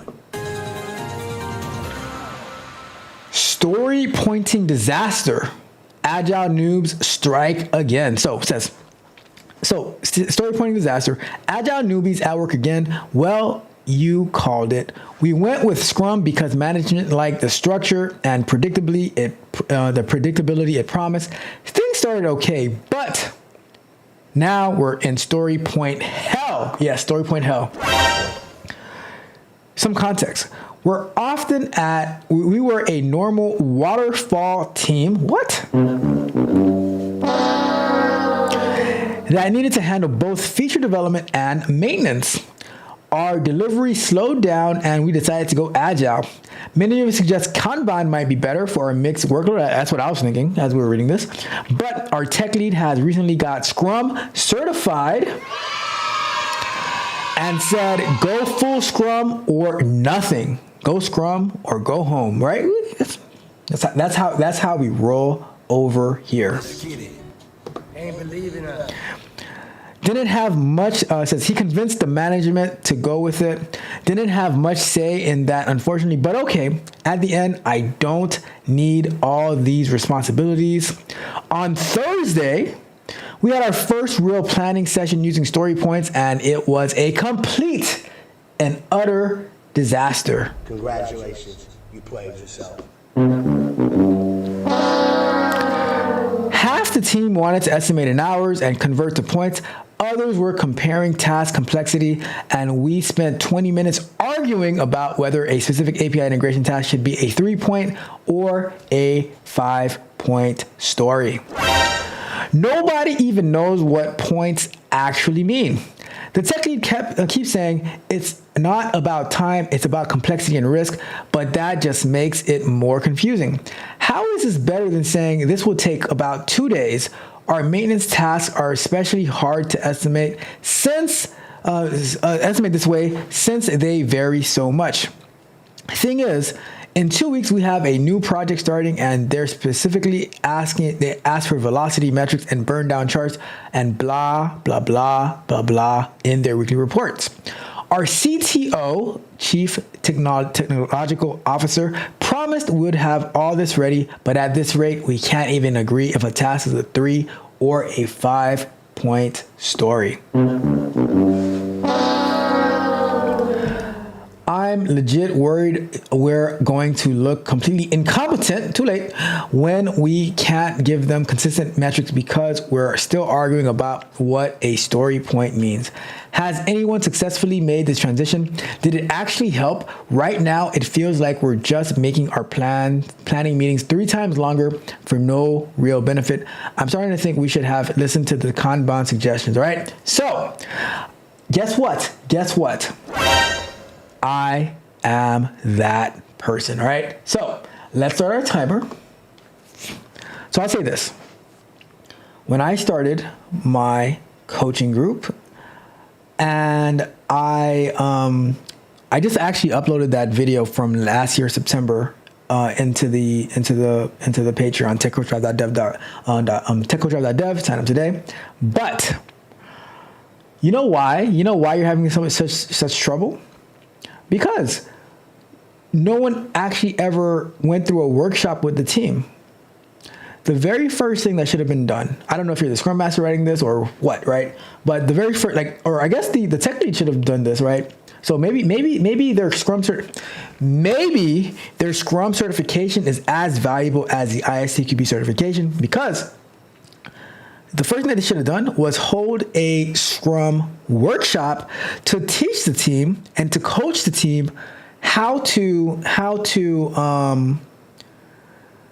like what pointing means, how agile works, and figure it out, instead of just, we're going to go in here and we're just going to start talking about points. And guess what? When you first start doing agile and Scrum, then it's natural to point on like how much time you think it's going to take instead of complexity and risk. It sounds like this is the very first one and you're expecting them to be perfect at it. See, now you are the problem. You're part of the problem, because how do you judge the team based on their very first attempt at using Scrum? Now, I agree, Kanban might be better for what you explained, but I think it's unfair. I think it's unfair that for their first try, that it's like, oh well, because they're new to agile. Well, everybody was new to agile at one point, right? It's hard to understand the concept of complexity and risk because they're so used to pointing in time, especially coming from waterfall. So what I would say is you need patience with a new Scrum team, because you can end and arguing between 3 and 5 points. Well, what I would suggest, my suggestion, right? If there's an argument between 3 and 5 points, then go with the 5. Make it simple. Have the people who think it's a 3. What's your case? Have people think it's a 5. What's your case? And you know what? Settle at the 5. It's better to overpoint to get started, because you see, and here's the problem with this, right? You don't know what velocity is. You don't understand the purpose of velocity. The purpose of velocity is not for like some chart. Like it's for you to be able to understand what is how many story points that you should be able to bring in as a team. Now, on your very first planning, it's impossible, because let's say you guys estimate on your very first sprint, it's gonna, like, you guys can handle like 30 points. That means absolutely nothing, because you don't know. You just don't know. But after about 4 to 6 sprints, you can have a good idea of what that velocity would be. So apparently you're just as much as a noob as everyone else. And I think that, see, and this is why I get so annoyed with these certification warriors, right? Because this tech lead who got their Scrum certification, their certification isn't worth anything, because they cannot help the team to help them like learn how agile it's supposed to be ran. And like, so for to have this much complexity to get started it's unfortunate. It's unfortunate. Ain't believing us. And I would say that you Kanban shouldn't be off the table. You should be able to make a case for it, and whoever's supporting Scrum should make a case for it, and let the best methodology win. That's my thoughts on it. Like, I think it's unfair to the team that they're being thrown under the bus when they haven't had the proper training for it. Gotta do better. You gotta do better. I mean, that's how it is. That's how it is. You shouldn't be spending 20 minutes. Like, as a leader in the team, if it's going back and forth for that long for 2 points on your first planning, just go with the 5. I'll probably say, we'll just go with 8. We'll make everybody happy. We'll just go with the 8. But set the points and move on. Set the points and move on, all right? Anyways, that is my thought. That's all I got to say about that. Let's wrap that question up.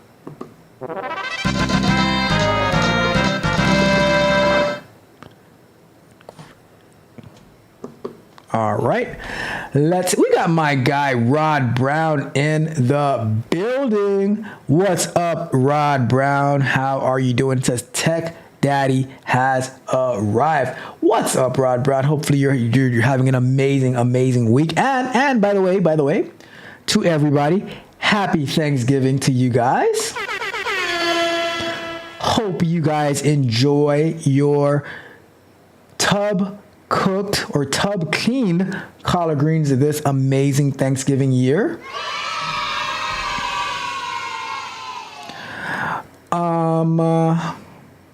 Yeah, and we are going to be going live on Thursday, probably early afternoonish, maybe 1:30ish. I don't know. I'll figure out the exact time. Got to figure out the day. I volunteered to be on call on Thursday evening, but probably not going to get any calls anyways, right? But that is the plan, all right? That is the plan. Let's see what else we got. Mitch says that we don't care. I care. I appreciate Rod Brown for being here. I appreciate you.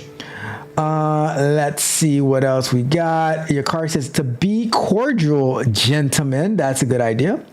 Let's see. Still waiting on the food. Your car says, my grandmother taught me how to cook. She said she knew women didn't know how to cook who were in my generation. Oh my goodness. That's hilarious. That is hilarious. All right. Let's continue on with the show. Do me a favor though, like the video, share the video, subscribe to the channel, hit the notification bell so you can know every time we go live and drop new content. Check out techcoach.dev. Tons of exclusive content, as well as the opportunity to sign up for one-on-one coaching with me. All right. And I will hook you up. We do interview preps, resume reviews, all of that good stuff. All right. So, and if anyone wants to call in, the link is in the chat. It's pinned to the top of the chat, as well as in the description if you want to have a conversation. All right. Let's continue on with the show. Okay. Let's see. Where are we at? Okay. So next question.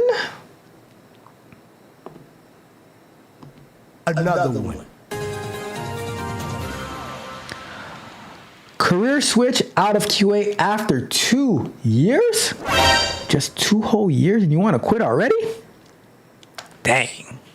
That's harsh. Let's see what happened. Here. Okay. So I'm a QA engineer having almost 2 years of experience, and now I desperately want to switch my job as well as my career, I guess. 2 years back, as a software engineer graduate, I really wanted to be a data scientist. What? Shout out to the data scientists out there. However, I didn't secure any single job in 2 years.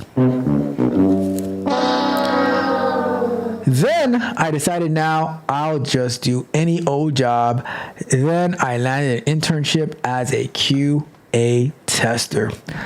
But after every 15 to 20 days, oh my God, I get a feeling that this job can be done by anybody. Bruh. And this thought makes me sad. Aww.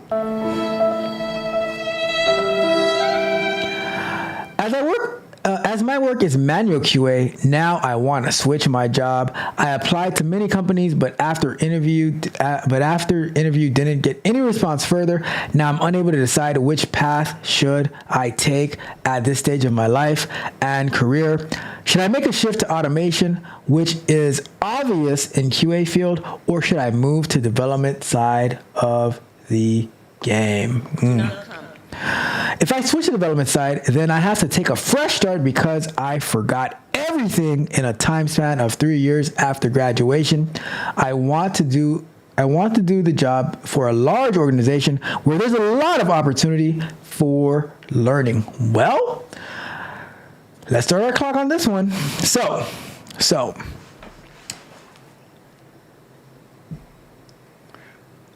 it's all your fault. It is all your fault. Honest to God truth. Honest to God truth. I was gonna lie to you, but I had to tell the truth. I'm just being honest. So, why do you think, all right,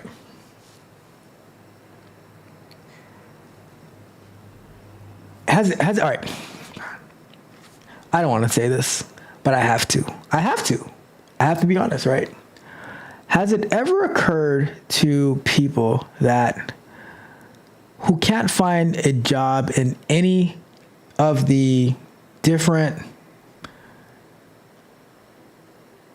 areas that they try to job hop to? So, I'll give you an example. There was somebody that I coached for. Guess how long I coached him for? Guess how long I coached him for? For one day, I coached them. They were all gung-ho about jumping into QA. This was going to be their path forward in QA. Oh my God, we got to do it. On the second month, they didn't renew. And then I never heard from them again. I saw their LinkedIn, and then they said, you know what? QA is not for me. QA was their top priority, but then a month later, or not a month later, but like a little bit later, QA is not for me. Now I want to be in tech sales. I want to be in tech sales. Shout out to my guys, Joseph and Trey, by the way. Those are my guys. But these people, they just jump from boot camp to boot camp to boot camp. You know, they're boot camp crashers. What? Yes, you remember the movie Wedding Crashers, which ended up being funeral crashers as well. But they're boot camp crashers. They just go to boot camp to boot camp to boot camp, collecting these certifications, running up the debt.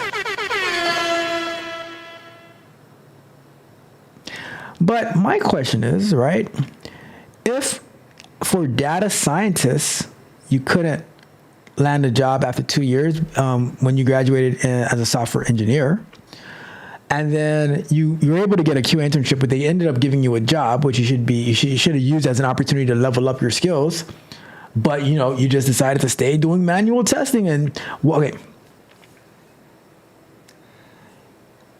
if you feel that anyone can do your job, right? Why don't you explore the aspects of your job that not just anyone can do? Because the work that I do, I know beyond a shadow of a doubt that you can't do it. I know that you can't do it. So, what gives? So I never have that thought that anybody can do, because what I do is the stuff that I do on this channel. I'm not even doing it for my job. Do I use it at work from time to time? Sure. Like if we started using Google Cloud Platform at my company, now I would be able to go in there and deploy Docker images and Docker containers, because I do it here. We come up with we built a whole project. We built whole shows around supporting Yakari and Mitch's show. We got this amazing Urban Dictionary of Economic Data built around that show. And then I get to have fun because I get to go explore cloud, the cloud. We've gone extensively through many parts of Amazon Web Services, and now we've been going through Google Cloud Platform. And with one of the tech barbarians that I'm coaching, we're doing some stuff in Microsoft Azure. So if you feel that anybody can do your job, why don't you find the aspects of your job that anyone can do? That's what I did. I don't think people can use Docker. I don't think people, and we installed Minikube the other day. We're about to jump into Kubernetes stuff, Kubernetes clusters and stuff like that, cubes, whatever they call them. So, you should have been like I said, you should have made the shift to automation on day one. And now, so to finish my point, if you couldn't get a job as a data scientist, right? Because Mitch tells you like you gotta start at the bottom. You don't just go and like you don't just graduate as a software engineer, which is not a degree, right? Maybe you meant computer science, but you don't just graduate and say, oh, I want to be a data scientist. Well, there's levels to this. A lot of times QA is the entry point. Sometimes help desk is the entry point. When I was in school, I went to school to get a job. And as soon as I got the job, I finished like my remaining times in class. I said, are you coming to graduation? I'm like, graduate, what? I was like, hell no, I'm out of here. I gotta go to work. I wasn't thinking about no graduation, no piece of paper. I said, I gotta go to work. And I was ecstatic to get a job in tech support, making $12.25 an hour back in 2005. I was happy for the opportunity. And I'll tell you this. The stuff that I use today, when like the way that I think, like helping customers troubleshoot their issues, I still use that to this day. Learning, like knowing how, like when I'm setting up domains for websites, when I'm doing MX records, when I'm configuring email clients, that's what I learned back in 2005 on the job. And they gave me training. I barely use, if at all, anything that I learned in school. That school was just an avenue to get the job, and getting a job making $12 an hour, I was happy. And then that $12 an hour led to being a web developer, which led to being the supervisor of the web development team, getting into QA, growing into QA, doing automation, and talking to you guys today. Just saying. I'm just saying. Right? Anyways, let's wrap that question up, and we're going to answer a phone call. It will be our last thing of the night that we're going to do. Let me wrap that up. Alrighty then, let me answer the phone. Let's see what we got going on over here. Let me see how I'm going to add. What up, Rod Brown? What up? Can you hear me all right? I do. Give me a second though. Give me a second. Let me get my headphones. Hold on. No problem.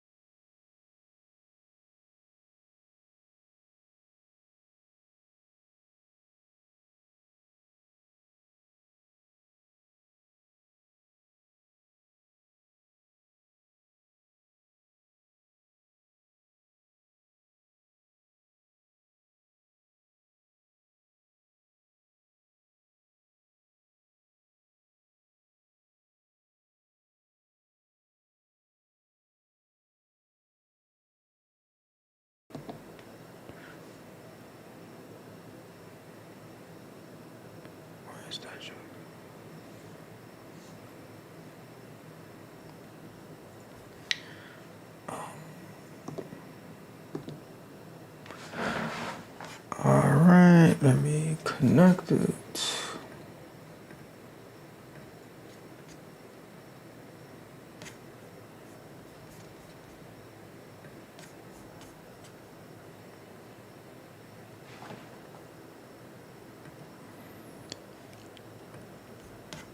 All righty then. What's up, Rod Brown? Nothing much. How you doing tonight? Doing good as always. Let me put you up on the screen. Gotcha.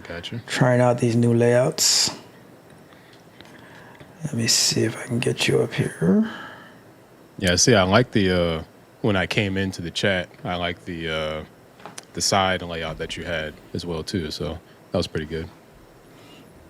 Nice. Mitch didn't like it, so. Well, Mitch doesn't like a lot of things, but he'll be all right. That's a fair point.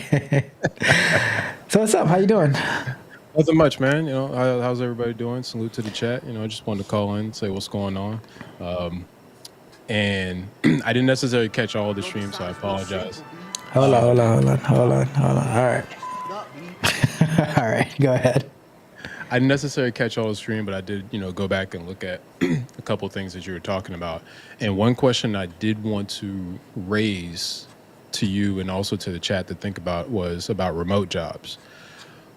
So my main question to you would be, do you think with people with jobs trying to push everybody back into the office, whatever the case may be, whether it's contractual or they want people back in the office because they want to create that culture per se, or they're paying for the building and it's empty building, so now they're pushing everybody back to the office. Do you think remote jobs are potentially stifling people's growth because it's a remote job? And my example to that is, say for instance, you have a remote job, they allow you to work remote, but they're paying you maybe $50,000.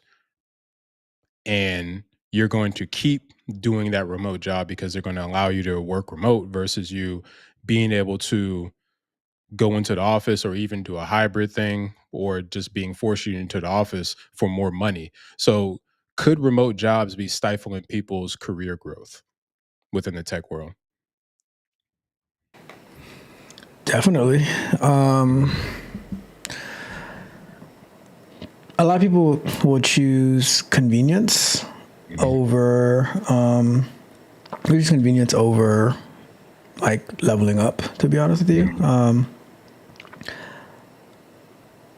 it depends. At the end of the day, it depends on the company, and like you have to weigh all the metrics as well, because like you might be getting offered more money to go into the office, but the amount, like the distance that it is, the wear and tear on your car, the time that you spend driving each way.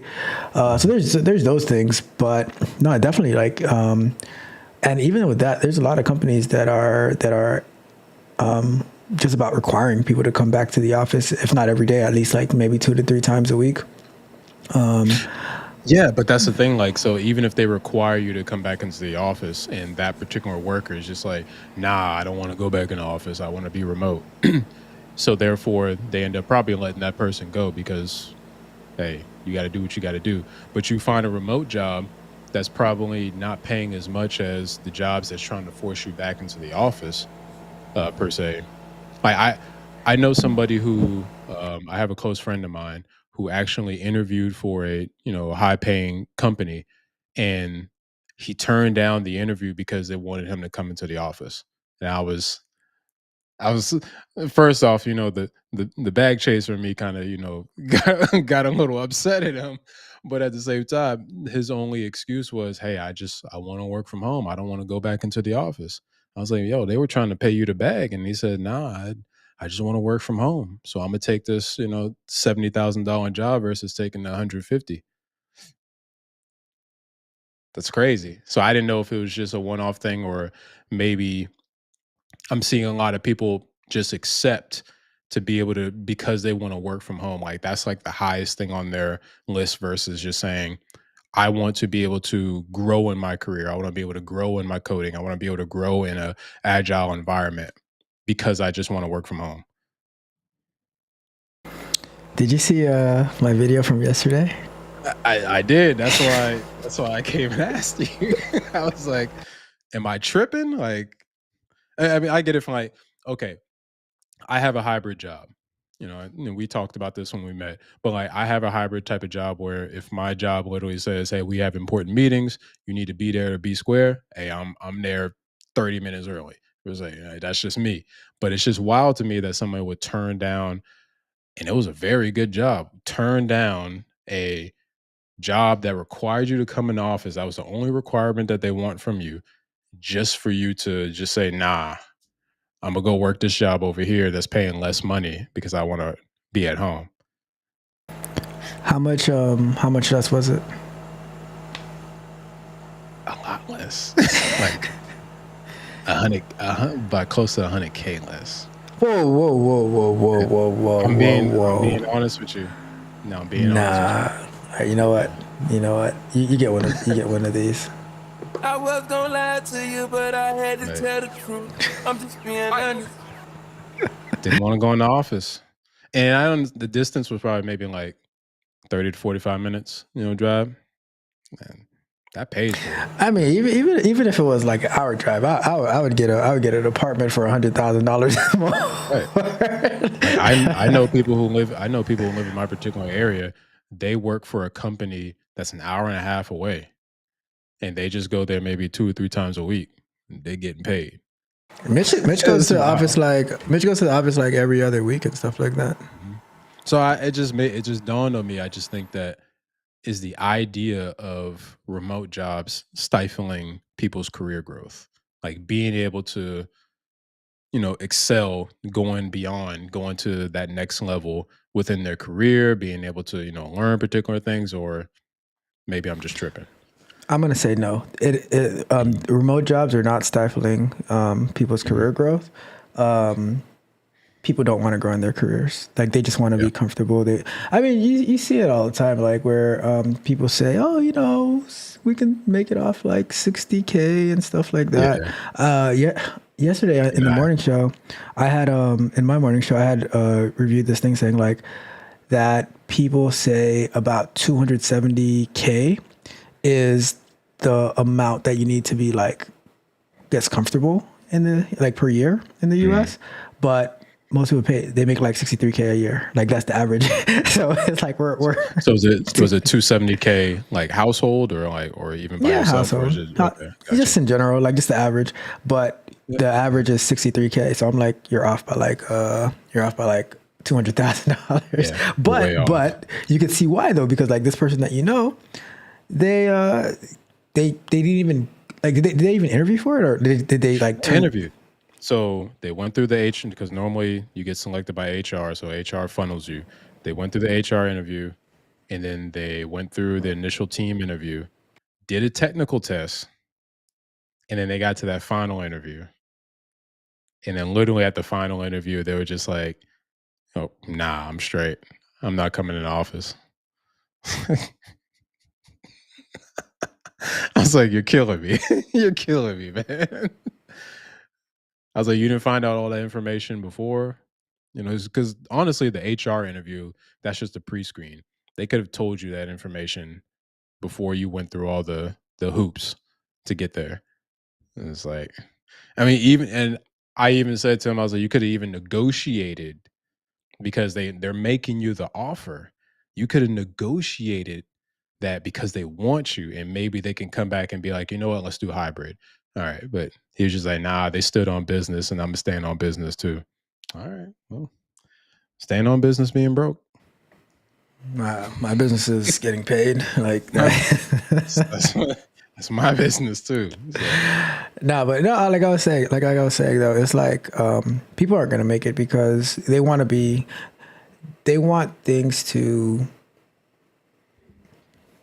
be their way. And like a lot of times, I hate to say it this way, right? But a lot of times the losers want to dictate the rules of the game, right? True, it's what happens. The losers want to dictate the rules and say, "Oh, it has to be the way that I want it to be." I'm like, but if you want it that way, go and build it, right? But I'll say this though. This is my rule, right? This is my rule. If they're not complaining about it, about their situation in life, then I'm happy for them, right? But if they're complaining, "Oh, I don't make enough money" and stuff like that, well, I'm like, well, I feel nothing. I don't feel anything for you because you had the opportunity and you said, "Nope, I just want to. I want to work from home and I want to make that same amount of money that this company was offering me." I'm like, that's on you. Yeah, life doesn't work that way. If like put yourself like you build it yourself, right? Build it yourself. If that's how you feel about it, build it yourself. I agree, 1,000%. So. Let's read the chat real quick before we wrap it up because I'm sure Mitch has a lot of thoughts and comments. Let me see what's going on here. Let's see. Mitch says let me move this one down. Mitch said he was making I was making like 6 or 7 something in 2005. I was because before I got that job, I was working at the park and I was making like when I first started at the park, I was making $525 working as a park attendant. But I was making like similar to that. That was back in 2000. Yeah, so I would say 2005. I was in college. I was in college acting up. But when I graduated, Here's a funny story. When I graduated, my first job was 28,000 a year. 28, but I'm sure and you I thought that thought was a I was. lot too. And listen, I thought I was a lot. Uh-huh. Like I thought that was a lot. Moved out of my parents' home, mistake. Getting an apartment, mistake. And I learned the hard way. So, I'm thankful coming from that 28K to where I'm at now. Yep, totally agree. Appreciate it. Yeah. Mitch says, just, all I wanted to do was make $11 at the time. Totally agreed. Mitch says, I think more hybrid is coming. I agree with that. But you got to do, like, I think you got to do what you got to do to level up. You know, if you're not where you want to be, then make the proper adjustments. Yeah, that's fair. Cause like, I'm like, if I had to go to the office, I'd go to the office. But I don't have to. So let's see. Like when I was looking for a job last year, I was like, I had offers to go into the office, to a office, but I took this one because I just like the company better. And I didn't feel like dealing with these companies down here in South Florida. Mitch says, I think, let me move this down this way. Says, I think so, Rod Brown. Some people won't grow. It depends. Some people will quit. I mean, I already told you, it's not that they're going to quit. They're going to see that they can't make it. 99% of them won't make it. But taking the 150K, how is in gas, toll, wear and tear on a car? I mean, honestly, for 150, for 70 to 150, matter. That's a big difference. That's a big jump. I wouldn't even care. I'd get a beater and I would use that as the commuter. Like, but you're getting or just get a Tesla. You're getting that too. You're getting a significant boost from where you are in order for you to leverage that ability to get to that next step. Mm-hmm. And that was just, instead of thinking that way, you were thinking selfishly, I just want to work from home. And you just didn't get past that point. And that was the thing that just kind of confused me. So, yep. Mitch says he's hybrid. Sounds like him. See, you guys actually like each other. You see, I knew it. It says it was social media that did that. I don't think so. It could be. I'm not really on TikTok like that, but when I see videos that do TikTok reviews and stuff like that, a lot of people boost up the idea of remote jobs as like you should have remote jobs or just don't have a job at all. I could be wrong. Yeah, I mean, I agree the message is out there, but I mean, I see on YouTube all day that like there's a bunch of manual testing jobs. I'm like, I don't see them. I don't know where they're at. Yeah. Right. Like even at my job, like for even like the basic level of QA, like the lowest level, which is probably a QA specialist, we give them the same test and see how much automation, how much automation they can do. We don't expect it to be great at all, but the fact that they actually tried, that's like. But if you say, we don't hire manual QA testers. Like we hire QA, we hire QA engineers, QA specialists that they already have the mindset of automation, even if they're not like fully developed in it yet. Mitch says 150K, he definitely could have got a hybrid, at least 4 days a week, then little by little, less and less. That's true. He's right. That's true. You could have built reputation, and then when they would have been like, you know what, cool. You know, you could do 2 days a week, and then you just slide into that back into remote. Your car says mustard. He says I just wrapped up with the other show. Shout out to your car for being the being so faithful. I'm telling you. Your car says, I never made minimum wage. I went into an auto parts warehouse. We were working 30 hours a week. Checks were more than my dad's checks. Doge is thinking about getting rid of remote work for government contractors. That's their bridge to cross. Yeah, I've been seeing some videos on YouTube already warning remote, or I would just say remote government workers that, hey, get ready. So I'll say this though. I'll say like, well, because I think a lot of people they also have at least from my understanding, they have a misconception of Department of Government Efficiency. They can't do anything themselves, right? They can make the recommendation on like where they see wastes and stuff like that, but it's going to be up to Congress and the executive branch to implement it. And who knows, like we might end up getting a Supreme Court case of like what if people would file lawsuits about working remotely, you know? But that's going to be interesting. But here's the thing with the amount of control that the next administration will have over Congress and the Senate, or just, Congress in general, what makes you think that they wouldn't take that recommendation to heart and be like, you know what, we're going to do it. Since No, you said totally. it. It's no, but I'm just saying that Doge themselves they can only recommend and like look for like what's inefficient, but it's gonna be they're not even part of the actual government really is. So it's gonna be interesting, like based on the recommendation that come out, what they're actually going to implement, Right. because there's still going to be what do you call it?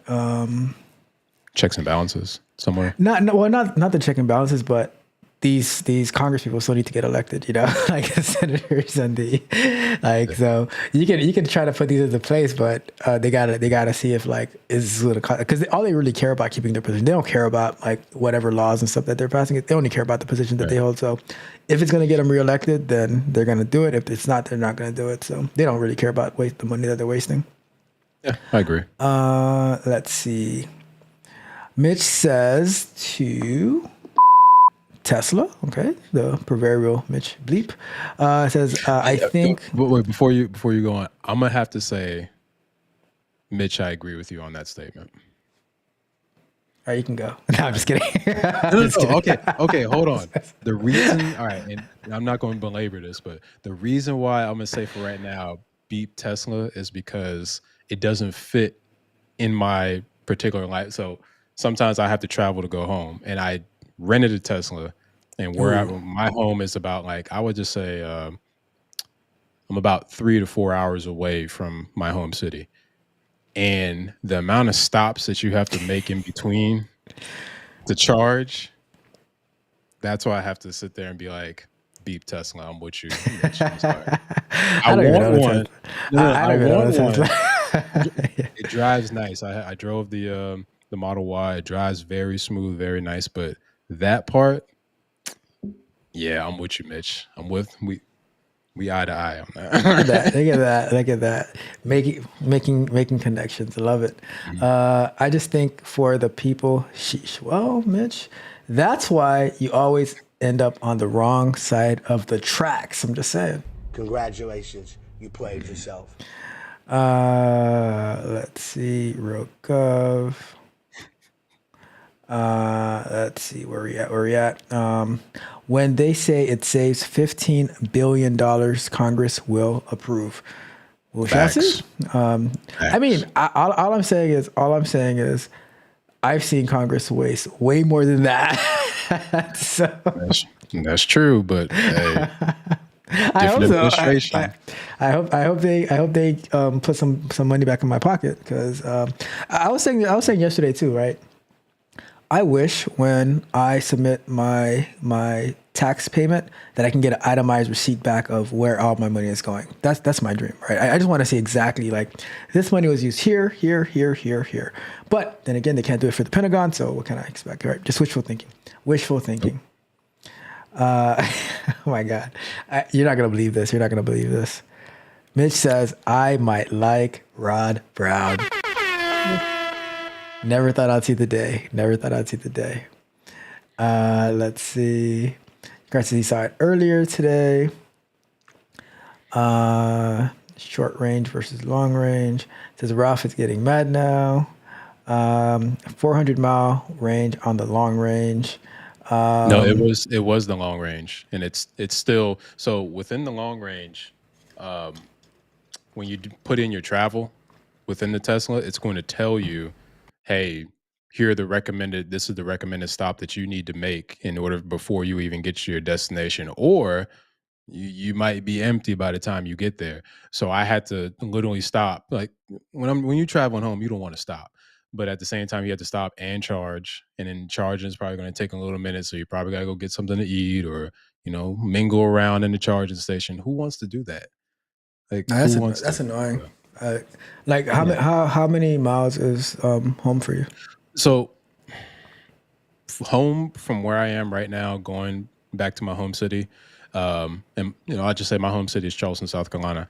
Um, that's about between 350 400 mile range. Yeah, that's a So lot. And you even said 2 to 3 stops.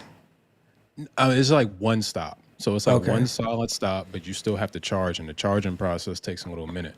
So I would just Yeah, say at a supercharger, it's probably going to be about 20 30 minutes tops. I got that's a a long kid stop. too. I That's a ain't trying long to stop. stop. All right, Because I you ain't can you trying to can stop. stop like because you can easily go 400 miles in one full tank of gas. Yeah. And And it's truly not 400 too. It's like a little off of, they say it's 400, but it's truly like, you know, not really 400. I mean, your car, I know you're saying it's just one stop, but a stop with a kid when you're just trying to get there, it's a different story, all right? A 2-year-old, you ain't trying to stop, big dog, man. but you can You have don't both. You want can to have you can have your gas car and you can have your stop. Tesla. I just Right, want right. that. I just want my cyber cab so I can have it drive for me. Right. Let's see. Let's see. That should have been one stop. Uh, this is you're breaking your car back.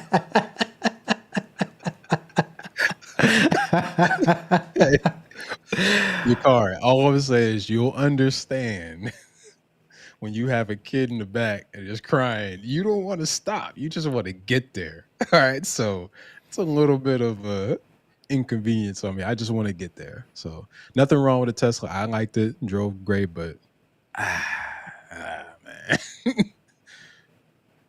Cool. Well, that is all that we have for tonight. Any final thoughts, Rod Brown? One final thought. We'll talk about this later, but I did notice within the news or tech reports that or I think they said like the U.S. is potentially forcing or going to call for Google to sell the Chrome browser. So how about no? Leave Chrome I'm the way it is. I'm talking about that on Friday's Bug Bite on how I'm very upset Yeah. that they're going to ruin the best browser that they ever made. Yes. We're gonna Say no. we're not going back. We're We're not not going going back. back. All right. Can't do it. So I'm gonna just leave that right there, and we'll talk about that on another time. All right, Rob. Appreciate you coming up.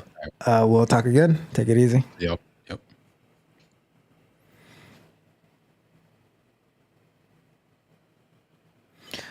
Alrighty then. So that's our show for tonight. Thank you guys. No, we're not going to Edge. We're not going to live life on the edge, Mitch. We're not going to live life on the edge. Thank you, but no thank you. We're going to wrap it up. Car says, let's go, woke. We're going to get out of here. Thank you guys so much for tuning in tonight. You guys know I have a question for you, though, on the way out. My question is, Are you not entertained? Are you not entertained? Is this not why you are here? I had a great time. I had a great time. Your car says Google shall be unburdened by what Chrome burdened them.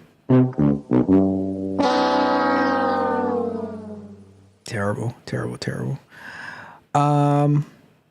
And Alexis is still wide awake, enjoying the show. All right, cool. Thank you. See, that's what I'm talking about. But you guys know yesterday's price is not today's price. Today's price is certainly not tomorrow's price because One more thing. Price of the brick going up. the price of the brick is always going up. You guys let me know. Should I keep this layout? Alexis, did it grow on you, Alexis? Or did it, do you still hate it? Do you still want me to go back to the other one? Let me know. Let me know. I'll probably try it for a couple of more streams to see if it grows on you. Maybe your car can give me some ideas to spice it up a little bit. I don't know. We shall see. We shall see. All right.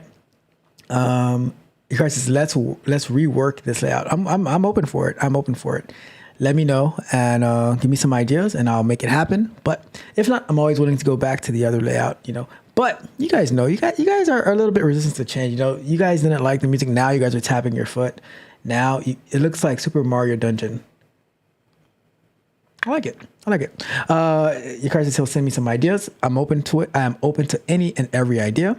We'll make it better. You know, we give it a try, get some feedback, you know, the whole agile methodology, make it work, and then we make it better. And with that being said, I'm going to get out of here. I am going to get out of here. You guys have a wonderful, wonderful night. On our way out, we are going to catch these hands of love.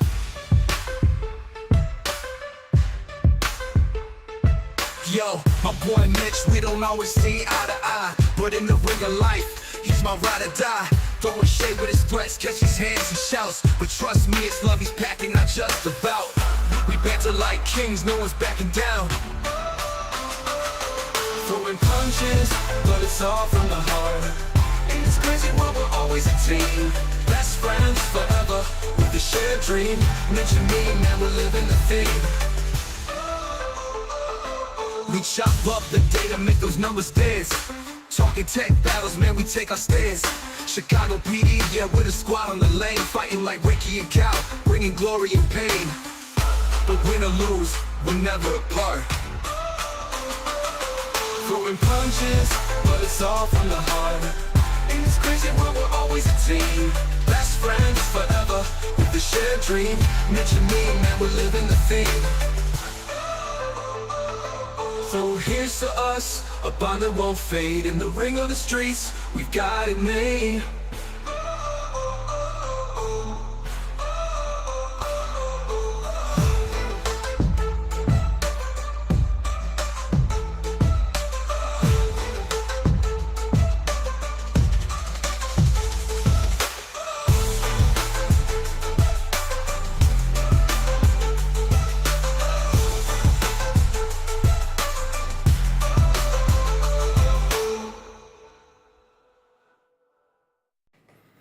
Have a great, great night, everybody. Hopefully you enjoyed catching those hands of love. This is Head Coach Ralph.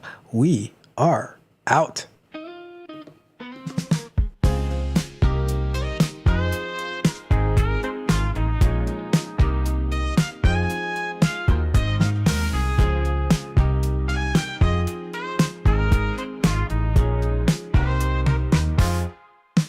Tech Coach Ralph, tough as nails, no disguise. Pushing limits, yeah, he's that kind of guy. At first it's harsh, the rules feel like chains, but trust the process, there's sunshine in the rains. He cracks the whip, but it's all in love. Results shining bright like stars above. Tech Coach Ralph, you light the way. The sweat and tears, you help us play. With every lesson, we find our might. From morning grind to the stars at night.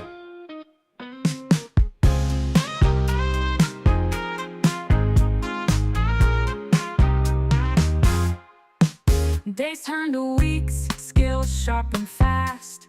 What once was a struggle now feels like a blast. Step by step, we rise and we glow. With Ralph in our corner, we're ready to